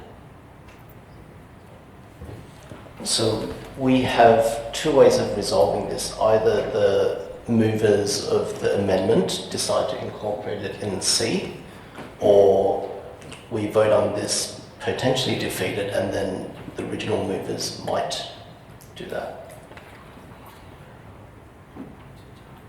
Do we have any other speakers for this amendment? Councillor Wheatley, would you prefer to take out point C in its entirety? Yeah. Okay, That's we're what I would like to do. the mover and seconder of this particular amendment would wish to remove point C.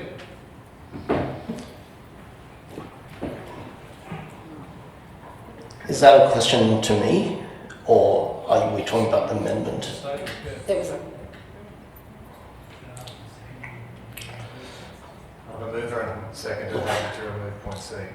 At the moment, what's on the table is the amendment. So You've just taken out, you've already changed point C anyway, because you've taken out two names. What I'm saying is to remove it because... Councillor Smith, are you happy to remove point C?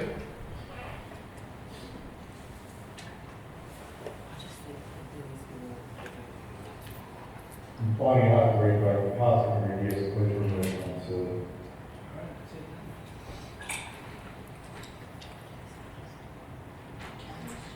Councillor Smith, what did you just say?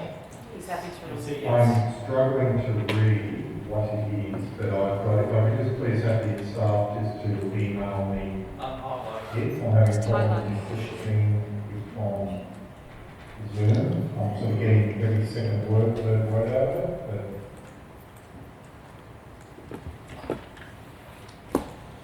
Mr Mayor. Okay. Yes, councillors. Sorry, Mr Mayor, I was just wondering if we have C as all councillors. Yep. And then they have the option to opt out. Yep. So to that question, I've been advised that It is a bit unwieldy to have too many involved at that stage.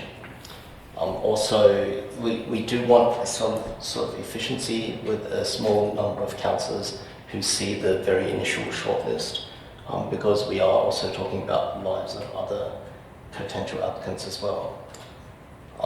I do have a question for Councillor Petet as the mover of the amendment.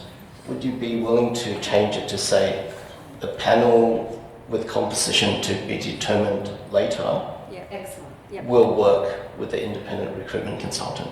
Yep. Councillor Smith, is that wording acceptable to you?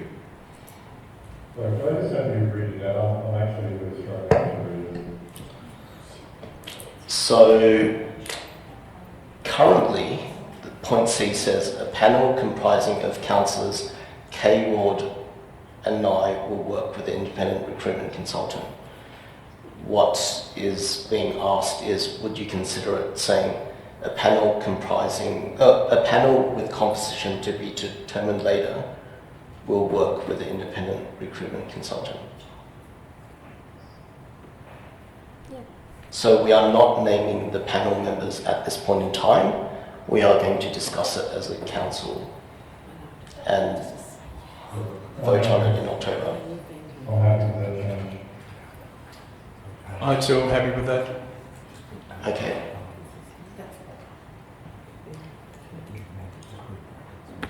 And in fact, I would be willing to incorporate that change into the original motion if it has the support of Councillor Spencer. So what do you think? Panel of councillors, not just a panel. Oh yes, a panel of councillors with members to be determined.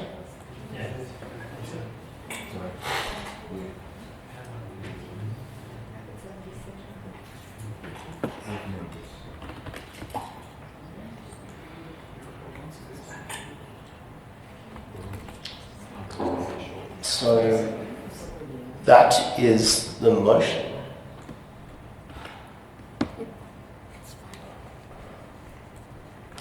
Any other questions or speeches? Yes, Councillor Pettit. Mr Mayor, would it be possible that the Acting General Manager actually provide this cost estimate for this recruitment and what other options there were available before we actually proceed? I think it's, normally we put this out to market. It seems like we're just going to one place and none of us actually knows what other options are out there apart from Councillor Wheatley and yourself. Isn't that where they specialise? Isn't that their specialty? It is. If you wish, Councillor Pettit, you could, I could seek a motion to move this into closed session again, and we can discuss the pricing. No, I'd actually rather see it in writing, thank you.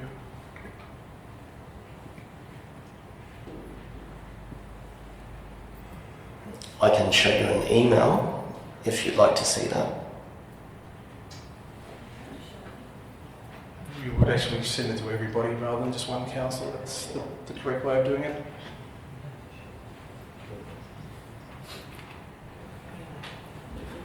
Councillor Alec Taylor. Sorry, are we amending the motion somehow, or So this has now become the motion. This is so there's no further amendment?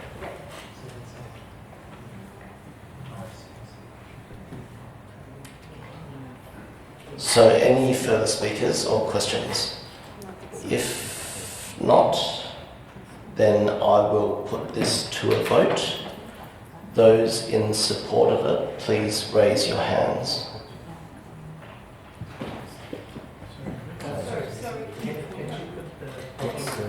Oh, The amendment is.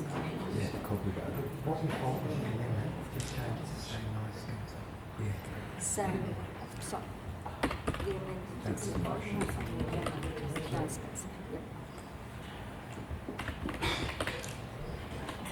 so yes, this is the original motion now, which we've incorporated changes to. Where point C says a panel of councillors with members to be determined to work with the independent recruitment consultant. Let's put this to a vote. All those in favour, please raise your hands.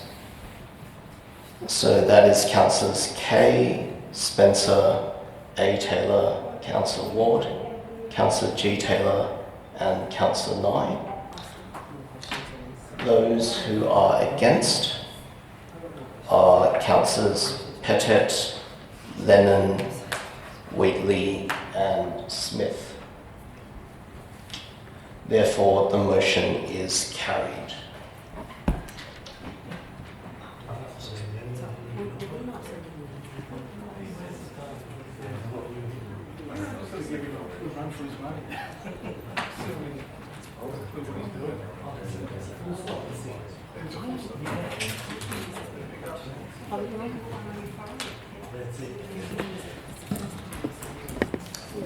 So, business without notice, subject to clause 9.3, no further. Questions with notice? There were none. So, I would like to now close the meeting of the ordinary meeting of council at the time of 10:48. However, I asked the councillors to stay because we still need to open and close the extraordinary meeting of council, which hasn't happened. It was adjourned, but hasn't happened yet. You don't need to. So, It's just it's finished. It's finished. It's finished. It's been determined. I don't think we ever did. I've been informed that we just need to open the meeting, announce the outcome, and then close it. Oh, yeah. Yeah. Yeah, he does. Yeah. Just note. Yeah, so 4 minute taking purposes.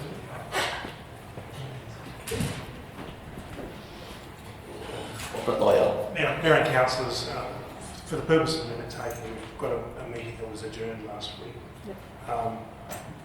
Indeed, the business of that meeting appears to have been dealt with tonight, but it would be, I think, appropriate for the mayor to open the meeting, note that the business of the meeting has been finished, and then formally close the meeting.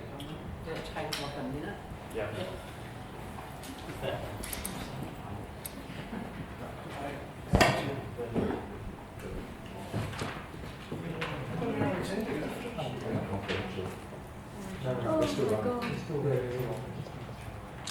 Okay, so the time is 10:49 and we are commencing this extraordinary meeting of council, which was adjourned from a week ago, Tuesday the 12th of September. Now, the extraordinary meeting of council involved a rescission motion with regard to the general manager's employment and contract renewal. Now, that matter has already been dealt with as part of NM2 in today's ordinary meeting of council. And so, in light of that, there is nothing further to say. I would like to now close this extraordinary meeting of council at 10:50 p.m. Thank you.